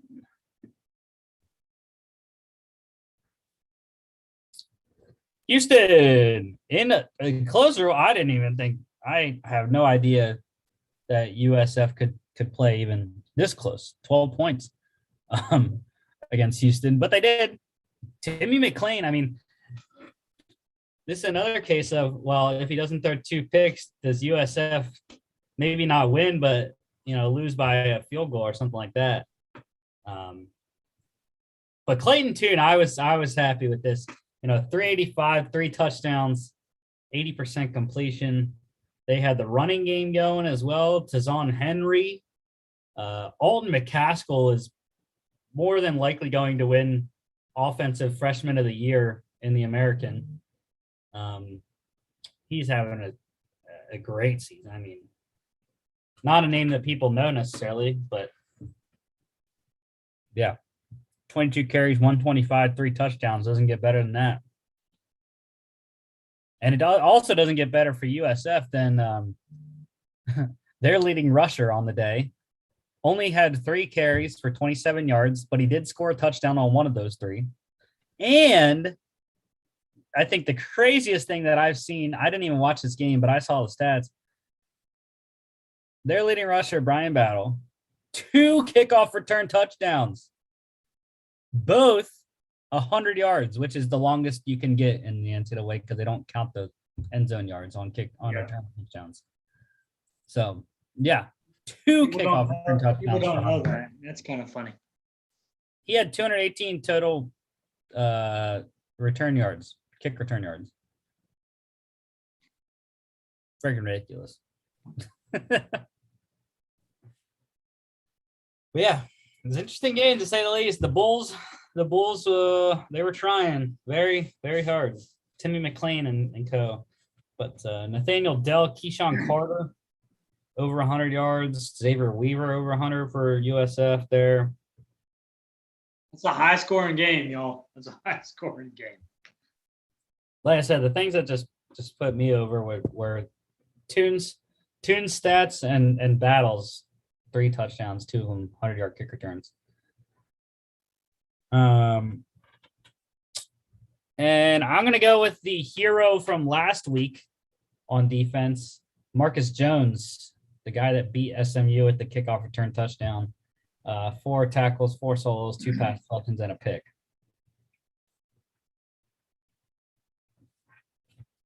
USF did cover, though, plus 13.5, over 53. Houston got it themselves. Nevada in a close one, 27-24 over San Jose State. This game was ugly in the first half. This was closer than I thought. Really windy. It was really windy in Reno that night. The field goal kickers struggled early. There were 3. I believe Nevada missed 3 and San Jose missed 2 in the first half. I could be wrong. I'd have to check, but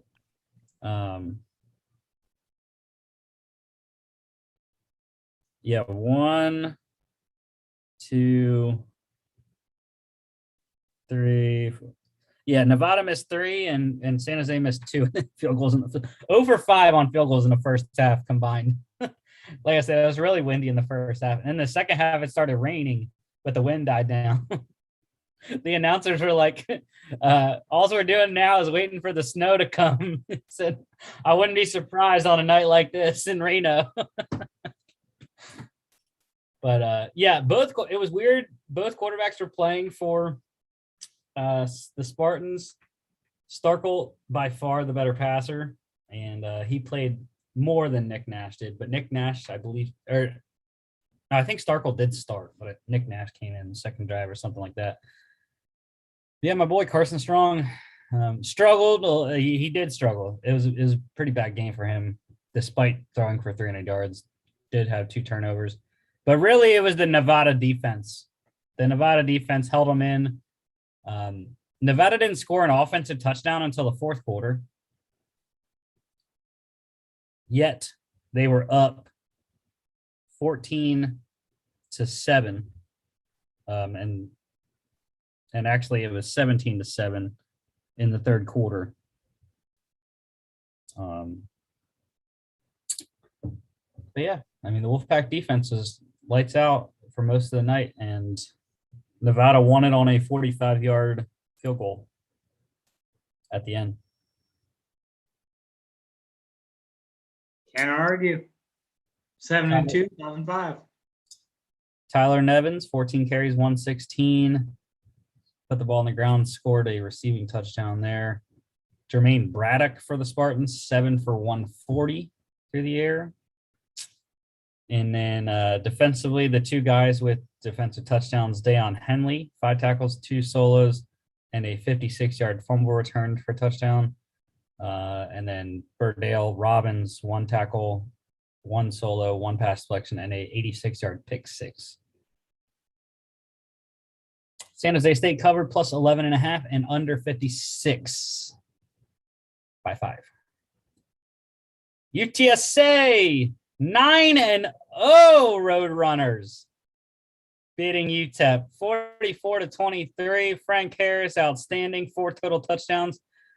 Our boy Sincere McCormick, 21 carries, 169, 8 yards per carry and a touchdown.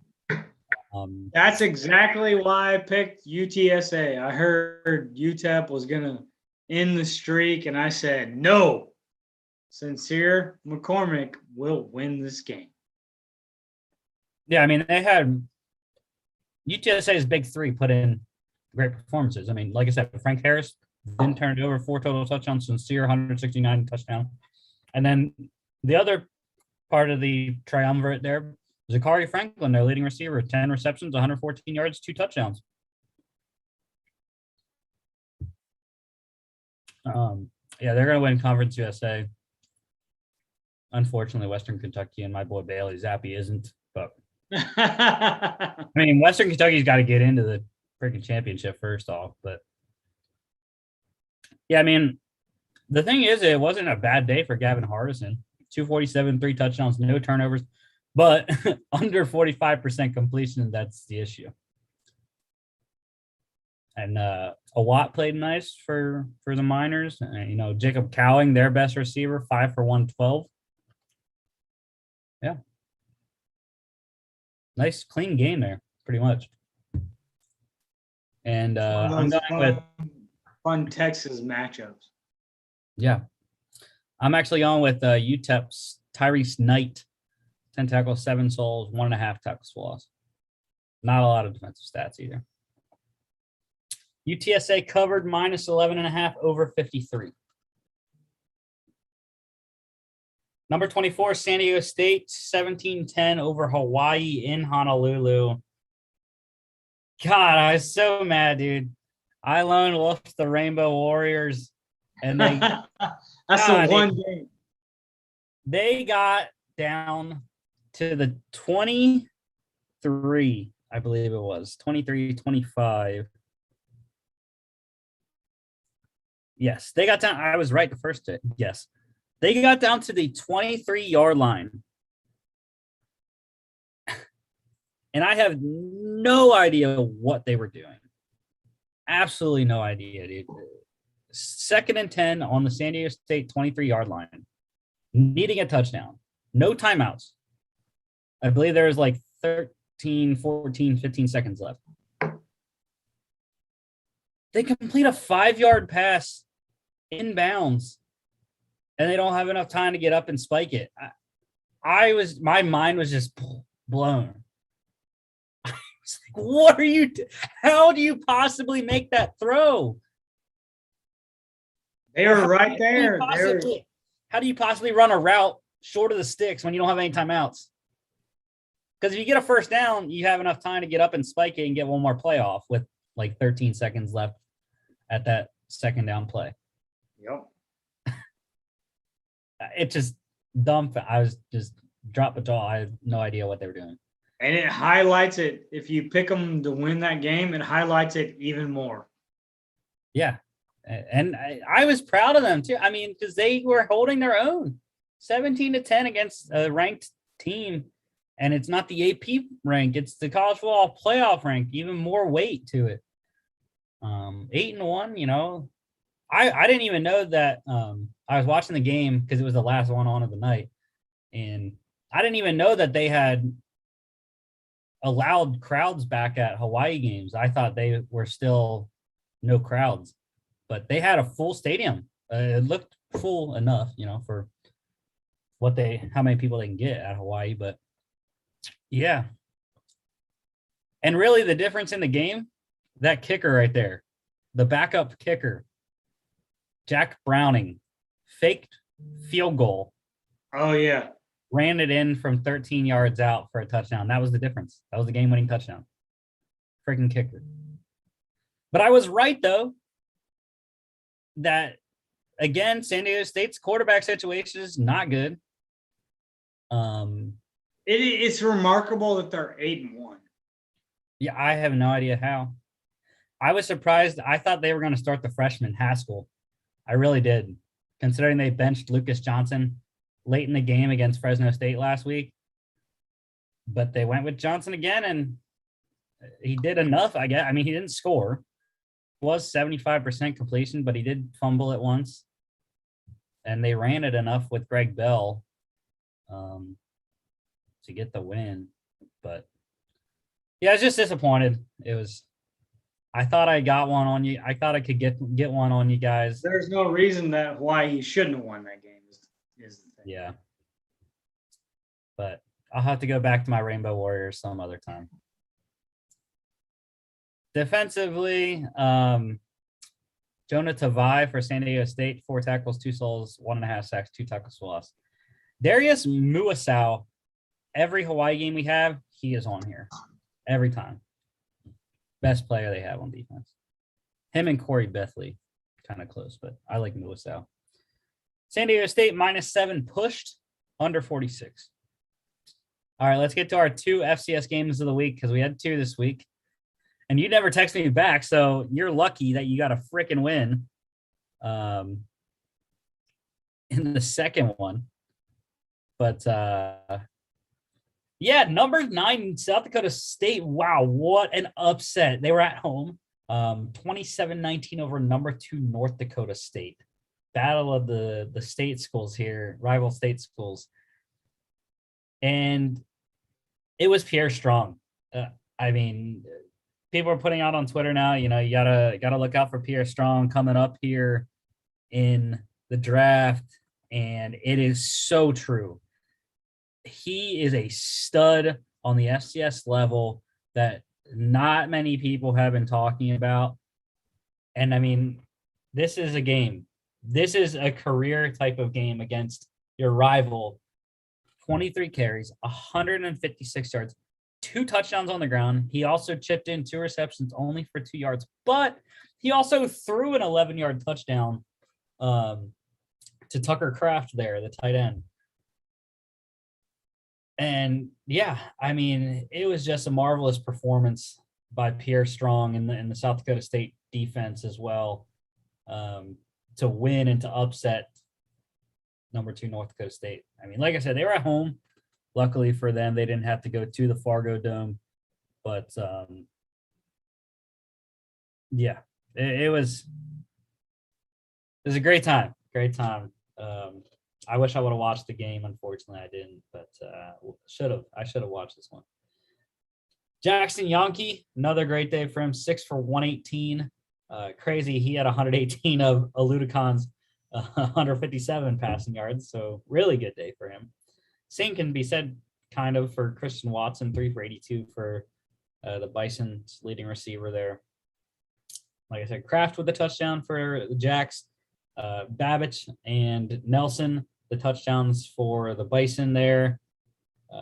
Chase Norblade had the interception off of Cam Miller, who I was surprised started. I thought Quincy Patterson was a starter, but I don't know. He's hurt, I guess. Cam Miller has played the last 2 games, so he must be. And Malik Lofton with a fumble recovery for the Jackrabbits as well. Turnovers, been the story of the day. So South Dakota State covered -1.5, over under 46 pushed. The other one, top 5 matchup here, number 4, Montana State getting the win at Eastern Washington, number 5, Eastern Washington, 23-20.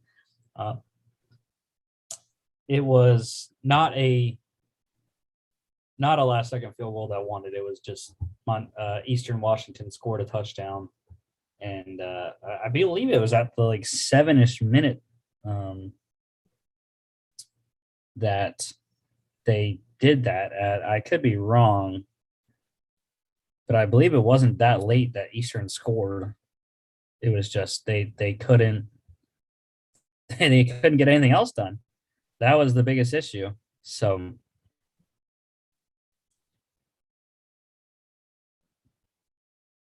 yeah, Eastern Washington scored around 7:40 mark, and they just couldn't get anything else done. So hate it for Eric Barrier. He played a clean game there, 214, 2 touchdowns off of 31 attempts. But it was the running game. I mean, look at Isaiah Ifanse's rushing. 32 carries, 217 and a touchdown. I mean, what a day for the Bobcat running back there. Matthew McKay, the quarterback, turned it over twice. Not good for him. And Lance McCutcheon, though, for Montana State, 5 for 150 and a touchdown there. Our boy, though, we haven't had Eastern in a little bit, but Talolo Limu Jones, 6 for 94 and a touchdown. Loved having him on, in the spring there. And then for Eastern, Kalen Kreiner, 1 interception, and Kale Lindsey, a fumble recovery for the Eagles there. And I just wanted to make sure that they are called the Bobcats. I just didn't want to be wrong, So, yeah, okay, I was right. Just wanted to make sure. Anyways, Montana State plus 3.5, under 68. All right, NFL here. Patriots 24-6. I guess thromping of the Panthers in Charlotte. Sam Darnold. I mean, you got to stop throwing interceptions, dude. The Panthers are right on the cusp of the playoffs right now, in a muddied middle of the NFC. So if he can quell those turnovers, I don't see why the Panthers couldn't make a spot or a case for the 7th seed there. So this one was ugly. I mean, like I said, the turnovers, 3 for Darnold, 2 for Jones, and Chris McCaffrey is back. Didn't make the greatest of impacts. He did have 106 total scrimmage yards off 18 touches. Didn't score.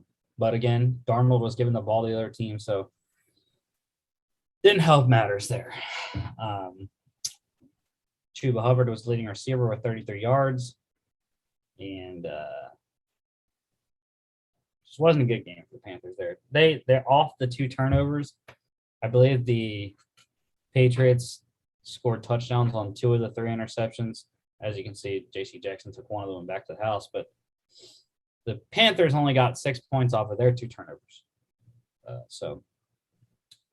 J.C. Jackson was definitely the player of the game on defense. 2 tackles, 1 solo, 2 pass deflections, 2 picks, and 88-yard pick 6. Patriots minus 3.5. They covered under 42. Browns, Mark, what a lone wolf. 41-16. Railing of the Bengals. Holy crap, man. Joseph Burrow, 2 picks. Baker had a nice day.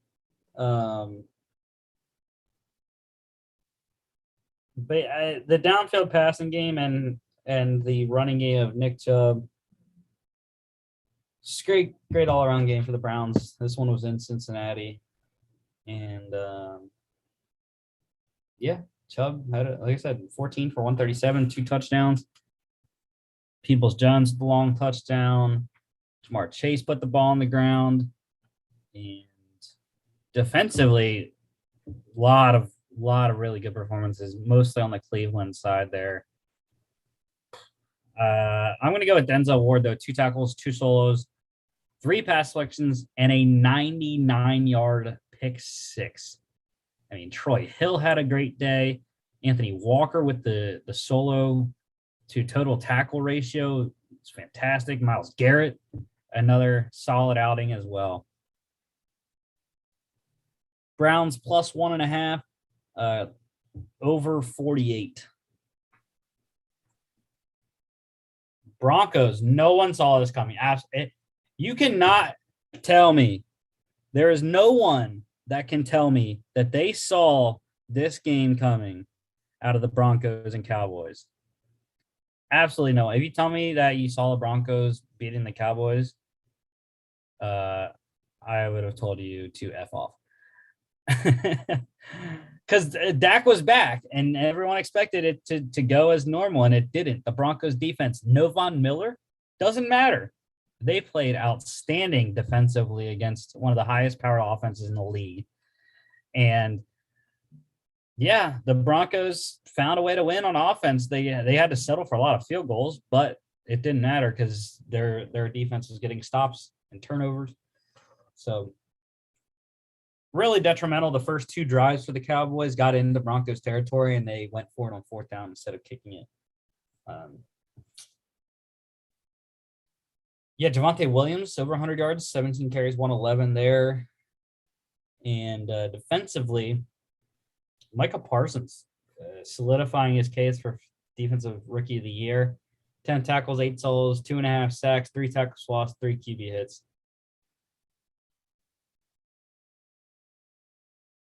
Broncos plus 10, under 50. Dolphins getting their second win of the year, 17-9 over the Texans.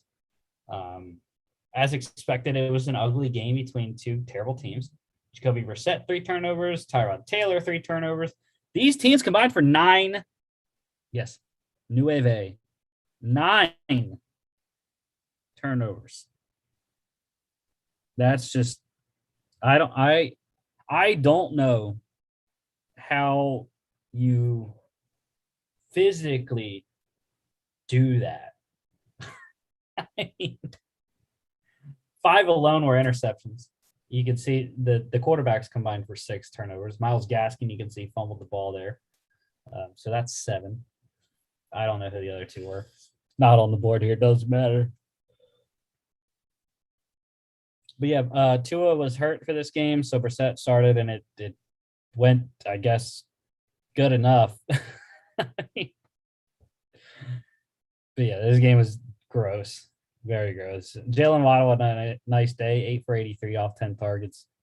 And I told y'all, I mentioned him on Friday when we talked about this game. I told y'all about Matt Collins. Devontae Parker was on IR. Preston Williams was inactive. And Matt Collins, what did he do? He scored off of 6 targets. I told y'all. I dropped his name on Friday. Y'all should have started him in fantasy, maybe. Probably not. I don't know who in the right mind would start Matt Collins in fantasy, but I'm just saying I got it right that I name dropped him on Friday. Emmanuel Ogba, what a game. 4 tackles, 2 solos, 2.5 sacks, 2 tackles lost, pass selection, and 3 QB hits. Great day for him, the Dolphins' leading pass rusher. Dolphins covered -4, under 45. Falcons, who lone wolfed the Falcons? This guy. Thank you, Younghoe Koo. for saving the day after a blown. I thought about all of my Georgia fans, or all of my Georgia friends that are Falcons fans. During the fourth quarter, I hated it because I knew I had the Falcons lone wolf on Friday, but I couldn't help but laugh when it was in the fourth quarter. Falcons were up. They were 24-6, and they hadn't blown an 18-point lead since Super Bowl 51 when Tom Brady beat them in overtime. And I just couldn't help but laugh when they went down 25-24. Luckily for them and for the sanity of my friends in Georgia that are Falcons fans, they did not lose. So Matt Ryan, great day for him. 3 total touchdowns, 343 through the air. My bad. I forgot to put Trevor Simeon's passing numbers on here. He went for 249 yards passing there.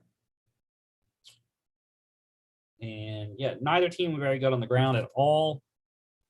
Cordell Patterson through the air, though, 6 for 126. Ridiculous production there. Capped off by the long run to set them up in field goal range.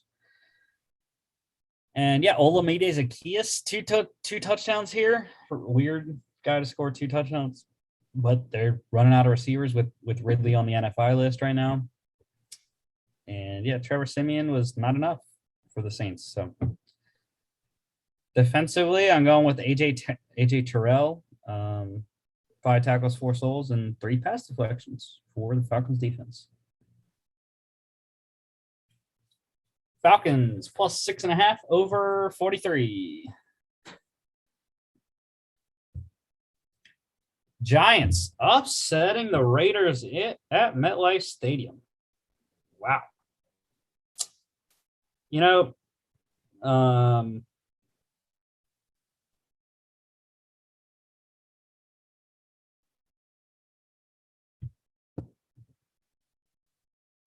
I'm going to put this one on Derek Carr because they had the whole rug situation during the week. And, you know, you can't throw 2 interceptions and fumble the ball. You're not going to win with 3 turnovers like we've been saying. So, Derek Carr, I do say this loss is on you, especially because the Giants' last touchdown, they only scored 2. They had 3 field goals from Graham Gano otherwise. The Giants' last touchdown was the 41-yard pick 6 from Xavier McKinney, who picked off Derek Carr both of the times that he was intercepted. They should have won the game because Daniel Jones was not doing anything. Devontae Booker had a great day, 21 carries, 99 yards, 3 receptions for 23 yards. But again, I expected a lot more from Derek Carr in this game, and he didn't deliver. So Raiders, luckily for them, they're still tied for first in their division, but all 3 of the other teams won this week. So they're now tied for first and only 1 game ahead of the Broncos and Chiefs at 5-4. So, or a half a game up on those 2 teams. And yeah, Xavier McKinney, like I was mentioning earlier, great day for him. 7 tackles, 4 solos, 2 pass deflections, 2 picks, and a 41-yard pick 6 there. And Yannick Ngakoue had a nice day as well for the Raiders defense. Giants plus 3 under 47. I really want to skip this game. I have no words. I still don't think I can fully comprehend what the hell happened in Jacksonville this weekend. It kind of sounds like my 2020 weekend in Jacksonville when Georgia got blown out by Florida, but it wasn't like that. unfortunately. And fortunately, however, it wasn't one of my teams that this happened to.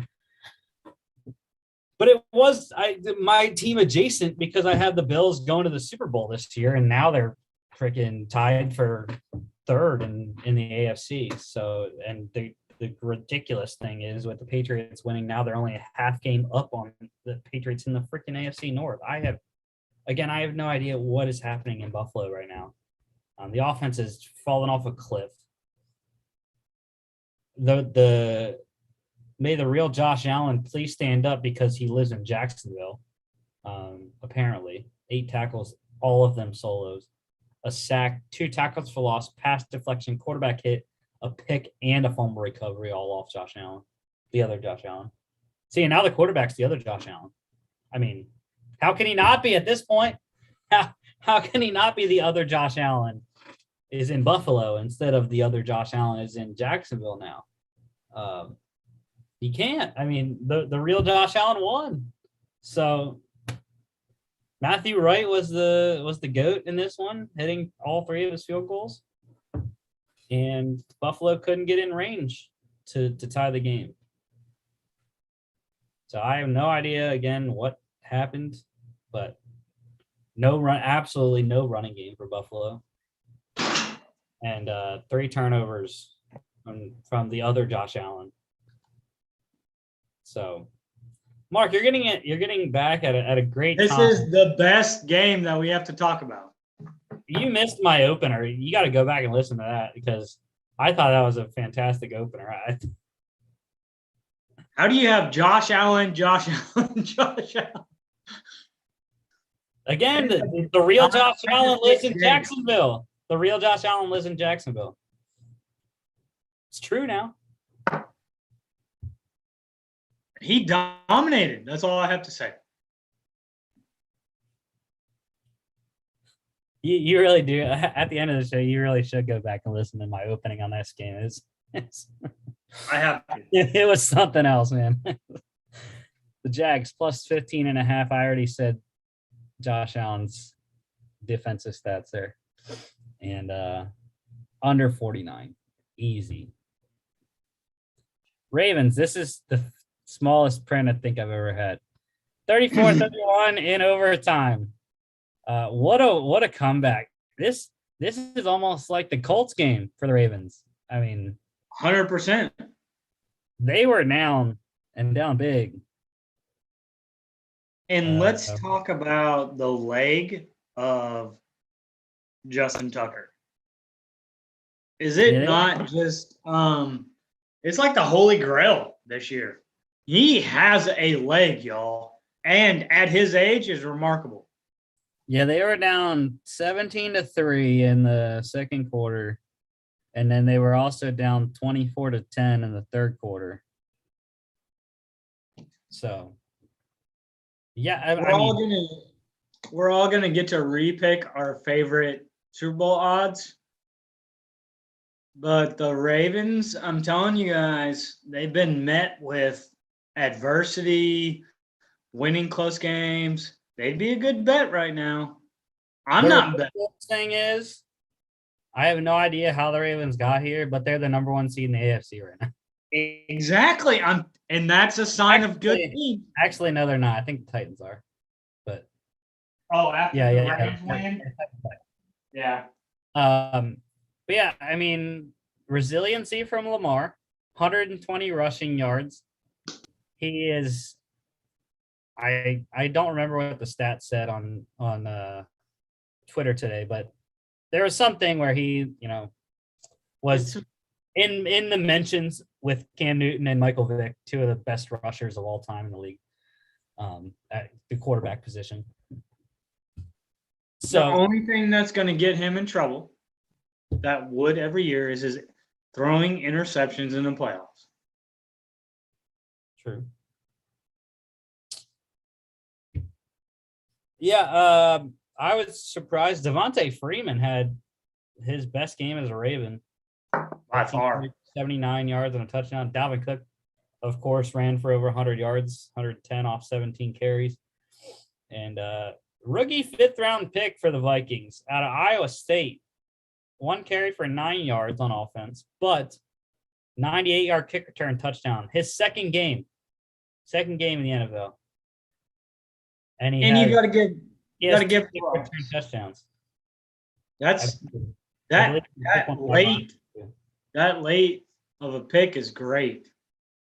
And you have to look at Marquez Brown, 116 yards, 12 targets.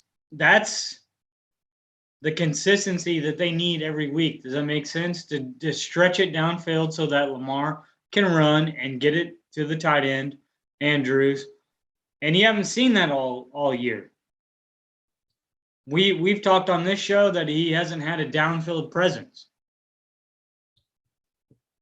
I was wrong on Nwangwu. He only has the 1 kick return touchdown. But anyways, yeah, I agree. Andrews has up and down this year. One consistent thing has been Marquise Brown. I've loved him in fantasy this year. 9 for 116, 20-point day for him off of 12 targets. And it helped because the Ravens had to come back and throw the ball. But defensively, Sheldon Richardson. Can't go wrong. Can't go wrong with that. 3 solos, 1.5 sacks, 2 tackles for loss, 2 QB hits for the Vikings. I mean, in a winning effort, can you get mad at Josh Burns? 11 tackles, 8 solo, 1 tackle for loss, 1 pass deflection. Can you get mad? Yeah, Josh Bynes there. Vikings did cover though, +7 over 51. Adam Thielen was probably the biggest no receiver there. Chargers 27-24 win in Philadelphia. I applaud the Eagles for this game. They played very well. I think this was probably the Eagles' best game since they played the Falcons. Look, then I don't want to steal your thunder at all. So I know who I picked in this game. I know who Chris picked, and I know you're always going to pick the Eagles. And I thought the Eagles were going to win this game, 100%. I was going to text you and go, dang it, I lost another one, and they came back and won. But I'm telling you, I watched this game from the 8-minute mark in the second quarter, waited in halftime, watched the rest of it. And to me, this was a heck of a game. Does that make sense? And what you just said, I am totally jumping on your bandwagon. It was back and forth. I saw Devontae Smith have a good route run here and there. I saw the teams trading. I really thought the Eagles were going to win this. This was a good football game, in my opinion. Yeah, I did pick the Chargers, though, just saying. So did someone pick the Eagles? I thought one. Do we all were on the Chargers? Yep. Maybe I just always said you're going to pick the Eagles. So that's my fault. No, but yeah, like I said, I thought this was a really good game for the Eagles. It was a great game for Justin Herbert. I mean, what a bounce back from the crap that he played against the Patriots last week. But I think the Eagles have figured out a way to win and be close in games. They rolled over Detroit doing the same game plan, just running the ball with Jordan Howard, Boston Scott, Kenneth Gainwell. Then it was working in this one too. I mean, they're eliminating the amount of times Jalen Hurts has to throw. And their offensive line, I think this is what they do best, is run the ball. And they're I mentioned this early in the season after they beat the Falcons week 1. I think I did. People were comparing this year, the same feeling as 2016, the year before the Eagles won the Super Bowl. Okay. And I can see why now, especially with what they're doing. This offense is almost exactly what they did back then, except they just had different players. Jordan Howard was on that team. I know. But they had guys like LeGarrette Blount as well. Yep. and they just ran the ball, ran play action off of it. Now, Jalen Hurts a better runner than Carson Wentz, but they're doing the same exact stuff, and I wouldn't be surprised with 3 first-round picks next year. Here's what I took from the game. I was worried that Justin Herbert wasn't going to win this game, but played well in a bounce-back game, like you said. And then there comes a narrative, do you win a game when it's close or do you lose? So he got over the hump, right? Mm-hmm. I thought Devontae Smith, even though he had 5 receptions, he got into space that he wasn't getting in before the last week or so. And then Keenan Allen is just a guy that is a sure shot, just solid receiver. He didn't get in the end zone, but tell me when he doesn't get over 100 yards. The games that they lose, the games that the Chargers lose. And then the flip side to that is, even though they lost, to me, it was a growing step for the coaching staff for the Eagles. Does that make sense? I thought they moved the ball better. It looked more fluid, like they could build something off this. Maybe even beat the Cowboys. Yeah, and Devontae Smith's second career 100-yard performance in his rookie season here. Yeah, Keenan Allen, great day, like you said. It was weird, though, offensively for the Chargers. They weren't running the ball as effectively. It was a lot of tight ends. Cook had a nice day, and then Anderson and Parham both scoring. Like, I had no idea what was going on with the Chargers, because it was like, all right, Keenan Allen, and then every other play was a tight end catching a pass. It was weird. But yeah, defensively, Joey Bosa, 3 tackles, 2 solos, sack, tackle loss, 2 QB hits. I will say, though, I was happy the young linebackers there, TJ Edwards, Davion Taylor for the Eagles, both very good days as well. And the stops that they got off the Chargers in the red zone were fantastic as well. The goal line stop of Keenan Allen, really happy with that one there. Chargers, they were a pick 'em, so they covered with the win over 50. Chiefs, this was another gross game. 13-7 win over Aaron Rodgers-less Packers, and Jordan Love threw for more yards than Patrick Mahomes did. Yeah, that's a true statement, y'all. True. You say that. Would anybody going into this game think that the Chiefs defense would win this game? I think, yeah. I mean, no one knew what Jordan Love was going to look like. But everybody said Mahomes was going to win this game, and he didn't necessarily win this game. It just kind of played out that way. Does that make sense? Yeah, well, it was weird because the Chiefs kind of marched down right away, scored a touchdown with Travis Kelce, and then you thought it was going to be over. Nothing. So yeah, and even with what's crazy, who's not on here that returned in this game? Devontae Adams isn't here. He did not play as big of a factor for Jordan Love. But that goes back to, is it a comfort level between quarterback and wide receiver, which will, the Browns, we could talk about that.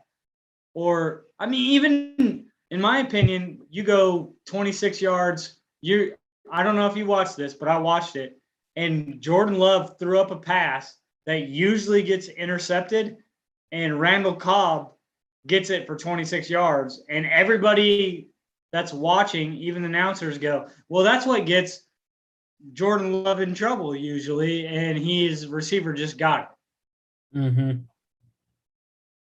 Yeah. So definitely a weird one. But Kansas City has a winning record now, and they're only a half game back in the AFC West now. That division is just a cluster right now. But anyways, that's crazy. Yeah, Hill with 11 targets, only caught 4 of them there. Bad day for him. Defensively, Rashawn Gary for the Packers, 2 tackles, a solo sack, tackle loss, 3 QB hurries. 3 QB hits. Packers covered +7, under 48. Cardinals. They're 31-17. My dog of the week. Great time. My dog of the week. Colt McCoy, baby. Colt McCoy. Colt McCoy, James Conner. It was funny. I saw a tweet on yesterday that said the Niners are getting the shit beat out of them by Colt McCoy, James Conner, and Christian Kirk. Look, who I think is a player of the game by far, you can agree with me or not, is James Conner. Oh, yeah. I know he's not over 100 yards, but he's right there in his reception, 3 total touchdowns. I think what they did is gave Shanahan a taste of his own medicine. Yeah, and he threw a 33-yard pass too. That was almost a touchdown. Got very close, but couldn't. The tight end that he threw it to couldn't. So, if you win without Murray and Hopkins, are you that good? Are you that good? Yeah, I would say they are. I mean, do they not have the best backup quarterback in the league right now? I mean, after this performance, Chase Daniels isn't coming through. I'm just kidding. I mean, we've seen a million different backup quarterbacks win this year in the last 3 weeks.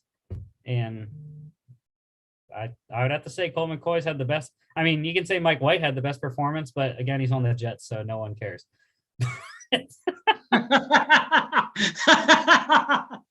Oh, gosh. But low Mike blow. Mike That's White, a low blow. Mike White did get his stuff put in the Hall of Fame. I will say that. So that was pretty cool. That was cool. But yeah, all James Conner does is score touchdowns, and I need him to stop scoring freaking. He can catch all the touchdowns he wants, but James, please just stop scoring rushing touchdowns. I have a Jonathan Taylor lead the NFL in rushing touchdowns prop, and now they're tied, I believe, at 10. Actually, I could be wrong. I don't know. I don't remember how many Jonathan Taylor has, but just catch touchdowns, James. Don't run the ball. The thing is, he's going to run the ball more when we get into who's hurt now for them. But yeah, great return. Great day for George Kittle in his first game back. 6 for 101 touchdown. Did put the ball on the ground, but 8 targets. Nice workload for him. And defensively, I mean, Marcus Golden. Holy crap, man! 5 tackles, 3 solos, 3 sacks, 3 tackles lost, 3 QB hits. Great pass rush by the Cardinals all day. Marcus Golden, Chandler Jones, Jordan Phillips. Cardinals plus 5.5 over 45. That's crazy. You know, we got the line at 1.5 on Friday. Before we knew that Kyler and Hop was out, it moved 4 total points to 5.5, and they still railed them. All right, Mark, look away. I don't want to talk holy about crap, this. man. Next slide. 16. And it definitely wasn't this close. No. Thank you, Matthew Stafford, for winning me a fantasy matchup by scoring a late touchdown. I was down by 3 points. I was like, come on, throw it in the end zone. And I was just praying it wasn't to Darrell Henderson because the guy I was playing had Darrell Henderson, and thankfully Sony Michel was on the field for the rest of that drive. It's like, thank you. But yeah, dude, I mean, the Titans defense, holy crap, man. I mean, what I told you before we got on live was don't ever pick your favorite team. And I did. But I said, look, Derrick Henry's out. We know they shouldn't be able to rush it, and we should have a good enough secondary. And that's not – Julio Jones is back, whether he was big or not in this game. It's a different factor. And no one in their right mind thought that Matthew Stafford would throw 2 interceptions that lead to scores, in my opinion. Well, the one was just absolutely terrible. Yeah, that one on the goal line was, I don't understand what you're doing. Like Gene Steratore said, the officiating guy for NBC there, he's like, dude, if Stafford would have just went down, his forward progress would have got him outside the end zone. Granted, you don't know that in the heat of the moment, but I would rather, I don't know. It's probably not accurate, but if I was in that situation, I would have taken the safety. You can't just willy-nilly throw the ball up. I mean, he's what, a friggin' 12th, 13th year guy? Drafted in 08 or 09 to 12. Yeah, 13 years. He knows better. So great to see Adrian Peterson get in the end zone, though. I mean, I didn't think I was ever gonna watch him again. You know, what a legend. He now sits in sole possession of 11th place all time in rushing touchdowns. I believe he passed Walter Payton. I think it was someone. He passed someone. Because I know I saw that going into the game. They said he was tied. You got the record. He's going to be in the top 10 if they keep feeding him in the red zone. Yeah. Yeah, 36 years old, man. He can still do it. And my boy Cooper Kupp, nice day for him. 11 for 95. Robert Woods, 7 for 98. Still tearing it up, those two. And pick your guy on defense. Who you want here? Jeffrey Simmons? Yeah, you can't go. That's a day right there. That's why Matthew Stafford had a bad day. Yeah, as a defensive tackle too, which is even more crazy there. Titans now have 23 sacks. They're tied for 5th in the NFL. And you know who's been on all of last year? You know who's been on almost every slide for the Titans? Safety, Kevin Beard. Yeah, 3 tackles, 1 pass deflection, 1 interception, 1 touchdown for 24 yards. He just seems to find himself every week on the defensive list. Yeah, Kevin Byard is the best safety in the NFL. Is there any chance that he wins Defensive Player of the Year? Any chance? No, I don't think he has as many picks this year, but he is up there in terms of most picks since he's came in the league. I believe that's 2017. Yeah, I'd love to have him on any team. Jeez. Titans +7, under 53. All right, and NCAA news. Mark, Constitution, new one for the NCAA coming up. Guys, all I have to say is the NCAA just signed over their power. Does that make sense? They said, we're going to give the power to the schools on what you do with NIL, money, how you raise money, how you give scholarships. The one thing that they said, which the NCAA was founded on, we're going to worry about student athlete development. What does that mean? That's a good question. You and I could differ on that. And that's my first. The NCAA is gone.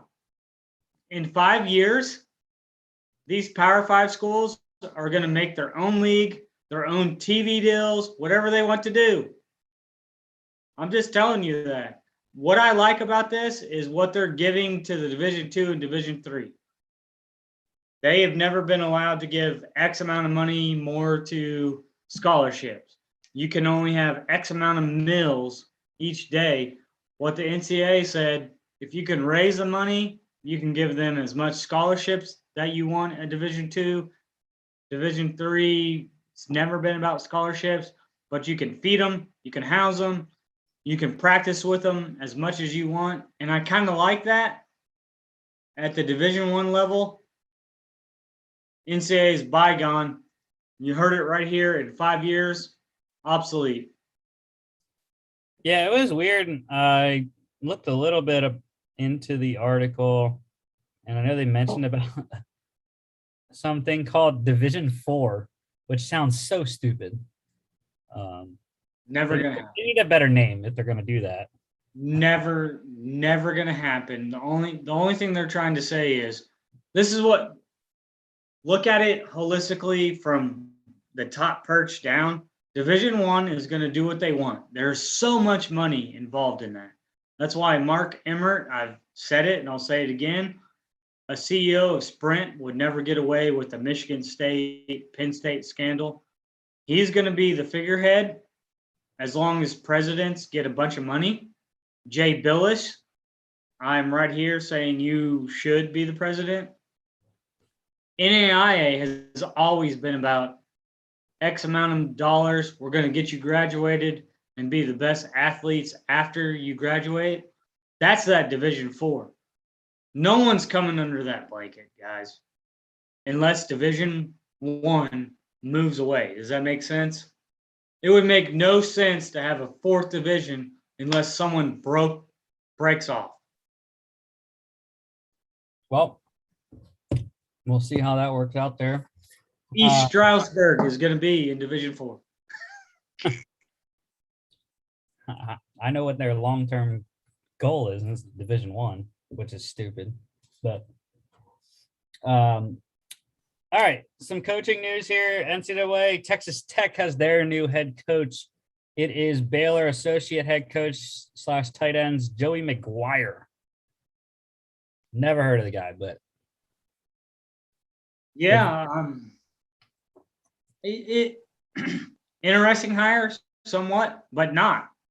I told you that getting on the show, not to prolong us. Art Briles, big time Texas coach, went to Baylor, got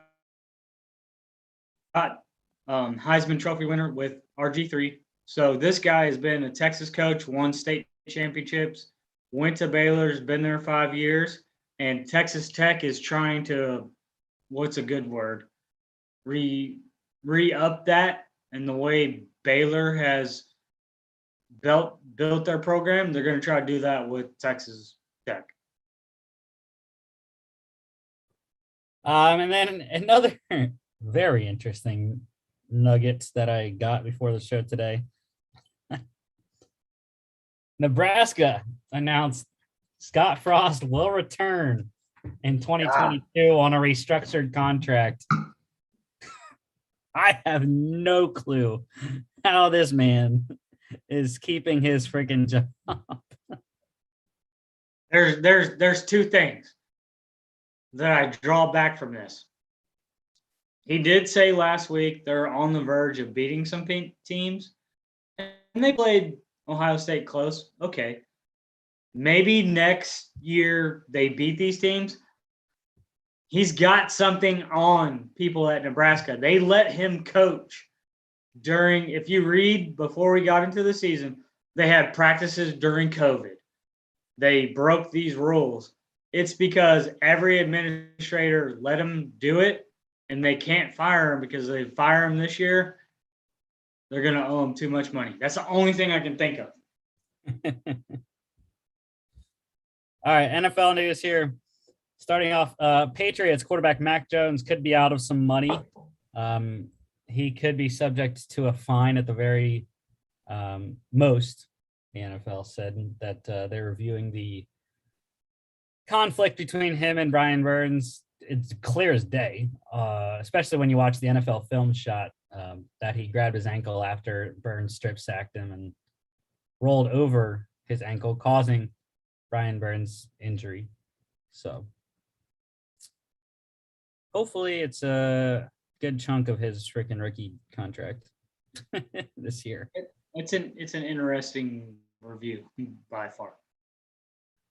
The Bills, they placed backup quarterback Mitch Trubisky on the COVID list. Mitch is having too much fun in Buffalo, dude. I guess that's one way to call it. That's where he got the COVID from. We're inferring a lot of things. Too many Phil Mickelson outfits. The Vikings, they did the same, placing safety Harrison Smith on the COVID list. His replacement, Cameron Bynum, had a very nice day against Baltimore, including an interception of Lamar Jackson. The Lions, they activated quarterback Tim Boyle off IR. That's why I asked you pre-show, does your old friend Jared Goff have quarterback competition in Detroit now? I think so. That would be the story of the friggin' year if freaking Tim Boyle is the new starting quarterback in Detroit.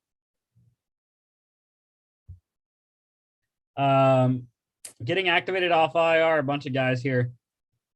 Bears running back David Montgomery, he's going to be off IR. He is playing tonight for the first time since week 4. The Browns, they placed offensive tackle Jack Conklin on IR. He has an elbow injury. Cowboys did the same with tight end Blake Jarwin. He has a hip injury. Some season-ending injuries here. Ravens safety Deshaun Elliott, believed to be done for the year, torn pec and bicep. Panthers, very hard hit for them. Center Matt Paradis, done for the year, torn ACL. The Jags quarterback Trevor Lawrence, he suffered a low ankle sprain, so he should be good to go coming up this weekend. Cardinals running back Chase Edmonds, he has a high ankle sprain, out 3 to 4 weeks. So again, James Conner getting the load there. Eno Benjamin, the backup. Panthers DN Brian Burns has an ankle sprain, like I said, because of Mac Jones. Also with the Panthers, quarterback Sam Darnold, he has a shoulder injury. He is day-to-day right now. PJ Walker would start if he cannot go. Broncos losing guard Graham Glasgow for the foreseeable future, out indefinitely with a leg fracture. And the Niners, right tackle Mike McGlinchey, he's done for the year, torn quad. So. Quarterback news here. Seahawks quarterback Russell Wilson, he has been cleared to play. He will travel to Green Bay this weekend and play against maybe Aaron Rodgers. Aaron Rodgers can't get cleared from the COVID list until Saturday. So if that is enough time to get ready one day, it'll be Rodgers, Russell Wilson. The game everyone wants to see, which I have a friend that's going to that game that's a Seahawks fan. So he's hoping that it's Rodgers Wilson. Cardinals head coach Cliff Kingsbury said he's unsure whether quarterback Kyler Murray is going to be playing this week. Still dealing with I don't even remember what he was dealing with. Ankle? Yeah, I think so, maybe. Jets also unsure of their starter this week. Head coach Robert Saleh said he'll know for sure who the starter is on Wednesday, but I've heard that it's more than likely going to be Mike White again, because Zach Wilson isn't 100% yet. So the Ravens, they elevated tight end Nick Boyle to the 53-man, one of the best blocking tight ends in the league, getting him back for their running game. Bears, they released wide receiver Brashad Perriman. So, terrible downfall from his great times in Tampa, I guess. The Lions, they released tight end Darren Fells. He asked for his release this week from Detroit. So intriguing tight end prospect out there. Veteran guy can help you if you need a tight end. So, and the Raiders, they released 2020 first round pick corner Damon Arnett after some off the field issues. I heard there was some internet stuff that went down, as well as the craziest thing that I heard was he wrecked 4 rental cars like his first season last year. This is screwed. So both of the Raiders 2020 first-round picks, Henry Ruggs and Damon Arnett, now no longer with the team. And Mike Mayock said that one's on him. He said they did more work than probably anyone out there on Damon Arnett. And he said it's 100% a miss from him. So at least he's owning it. Also with the Raiders, they are filling that roster spot. Not probably that roster spot, but one of the roster spots with your former Ram, Deshaun Jackson. Maybe he fills that Henry Ruggs role. I don't know, but I don't know.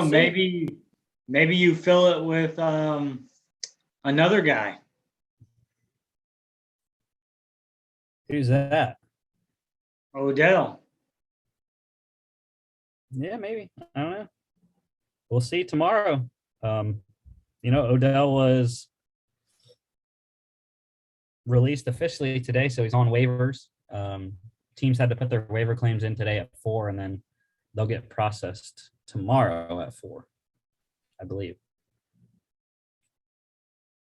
All right, that's all the NFL news. I didn't see anything new on here. Yeah, no. So let's get into, we have some college games this week. Actually, a lot. There's Maction for, I think for the foreseeable, the end of the season. So starting, tomorrow? Yes, tomorrow is the 9th. So we got 3 games. Buffalo, 4-5 at Miami, Ohio, who is also 4-5. The Red Hawks, 7-point favorites there. Over-under is 57, 7 p.m. ESPNU. 2-7 Akron at 5-4 Western Michigan. Western, a 26-point favorite at home there. Over-under is 62 and 7 p.m. CBS Sportsnet. 2-7 Ohio at Eastern Michigan, 6-3. The Eagles are 7-point favorites there at home, and over-under is 61, 8 p.m. on ESPN2. Wednesday night, we got more action here. 4-5 Toledo, 9.5-point favorites at 3-6 Bowling Green. Over-under is 51, and that one's at 7 p.m. on CBS Sportsnet. 5-4 Ball State, 2.5-point favorites at 6-3 Northern Illinois. Surprised that Ball State was a favorite, but on the road. But maybe they've been playing well. So over/under is 63 there. 7 p.m. ESPN2. I think that one's definitely the best game out of the Maction games we got this week. And the last one there, Kent State 5-4 at 5-4 Central Michigan. The Chippewas are 3-point favorites in that one. Over/under massive 72. Wow. 8 p.m. ESPNU. And then we have one college game on Thursday night. It's an intriguing matchup. It really is. ACC action, North Carolina 5-4 at number 25 Pittsburgh. Obviously, Pitt more than likely moves up tomorrow night in the rankings after their win. 6-point favorites for the Pitt Panthers at home in Heinz Field. Over under, even bigger than the Kent State game, 75. If this was what we expected North Carolina to be earlier in the year, this would be one of the best matchups. And I hate that it's on a Thursday, but I love it's on a Thursday. Does that make sense? Mm-hmm. Because it's the marquee matchup in college football, but you still have NFL, Ravens, Dolphins. We'll talk about later. But these are two quarterbacks, in my opinion. Well, I think one quarterback translates to the NFL very well. The other one, is it going to be a Mitchell Trubisky type? Is he going to be better than Trubisky? And so I'll be flipping back and forth between both games, NFL and the college game. And I know one starts before the other, but one will end before the other. Yeah, this one's 7:30 on ESPN. All right, let's go to Monday Night Football tonight. Well, here's the pick standings here. We all went 2-0. We got the Chiefs from Monday night, and we got the Colts on Thursday night. So yeah. Again, I'm the only one that's been different so far. 2 games. I picked the Eagles against the Cowboys, and I picked the Broncos to beat the Browns.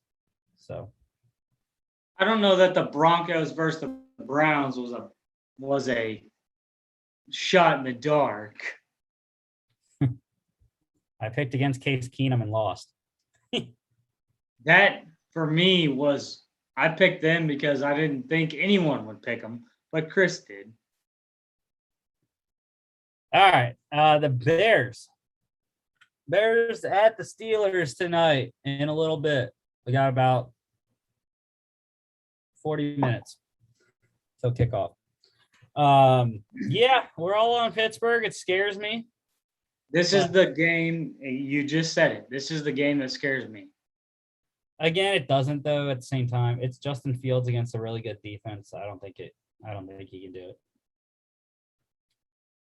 We talked about Mr. Watt being able to contain any running game. I think I'll go the flip side from who we picked. I think if they can game plan for Justin Fields, I've been saying it for 3 or 4 weeks. Any other coach is going to game plan for their quarterback. I don't think he's NFL ready to pass it, but he's a really good athlete at even this level. I'm not talking about Ohio State, Georgia level. He's that good at the NFL level. Can you create space, whether that's running or throwing 5 to 8 yards down the field at a time? If you can chunk that up, and we saw the Steelers beat the Browns in a, field position game a week ago, I think the Bears have a chance. Sorry. But there's just too many good players on the defensive side. That's why I went with the Steelers. Yeah. Right with my boy TJ, who wearing right now. And it's Color Rush night too. Color Rush jerseys for the Steelers. Maybe that's a good thing for Justin Fields. I don't know. These are by far my favorite jerseys the Steelers have. Color Rush jerseys. The black and gold together is great. And I love Mike Tomlin. He doesn't get enough credit. Mike Tomlin is a good coach. Yeah, Steelers -7. Over under is real low, 39. I could see that. Yeah. Unless there's a lot of turnovers. Does that make sense? Yeah, that's really low. Okay. 8:15 on ESPN. Thursday night football. Good Lord. Ravens at the Dolphins. You know what, Mark? Dolphins are going to win. Because we all picked the Ravens. That's the only reason. And that is the it's only in Miami. It's in Miami. Teams have struggled in Miami for some reason.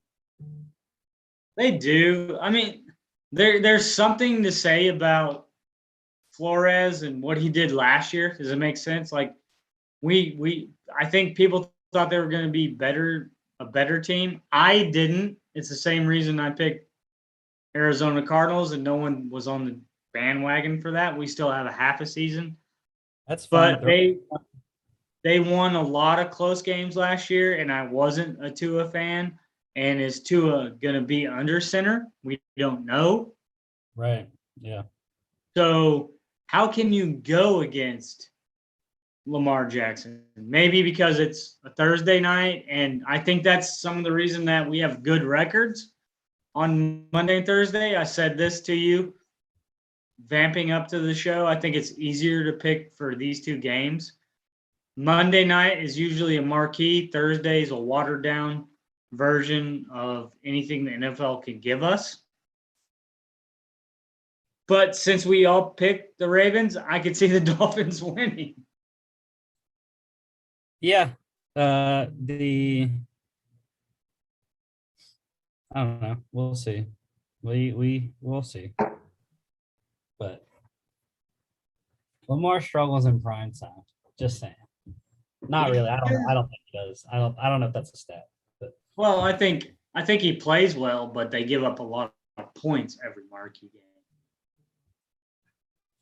all right, 7 points for the Ravens. That's crazy. You know, we got last week on Monday, we got a back-to-back primetime games with New York teams. Now we're getting back-to-back primetime games with AFC North teams. Steelers and Ravens both favored by 7 too. Over-under is 48. I like the over. I think if Tua is back, the Dolphins can score enough points to get it to the over. I'll tell you this. It's bad luck for all three of us. You, Chris, and I, that both teams are -7. That's kind of weird. Yeah. Craziest thing that I could see, 28-20 push over under and the Ravens win. 8:20 on Fox and NFL Network on Thursday. Next Monday, we will be back talking week 10 NFL recap, week 11 NFL preview, and week 11 college recap, actually. But yeah, we'll be previewing the Marks Rams on Monday night at the Niners in Santa Clara at Levi Stadium, and the Super Bowl 51 rematch, Patriots in Atlanta for Thursday night. Unfortunately, it's not Tom Brady against the Falcons again. Falcons fans have to be happy about that fact.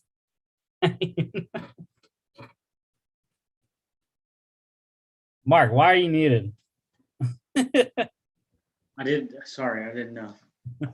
Hey, that Monday night matchup is going to be fun. The other Thursday matchup, that Super Bowl's long gone and over. The Braves have already won a World Series since then. But Atlanta sports fans will say it doesn't matter unless Georgia wins the national championship and the Falcons win the Super Bowl. Because if Georgia doesn't win the national championship, I'm setting Athens on fire. All right, that is the show for today. It was decent in length. But yeah, don't forget to follow us on all our social media at FAA Podcast on Instagram and Twitter. FAApodcast.com is our website, and check us out here on YouTube, Facebook, and Spotify, Apple Podcasts, iHeartRadio, wherever you choose to listen to your podcasts. Thank you, Mark. And we will wait on the cherry baby name.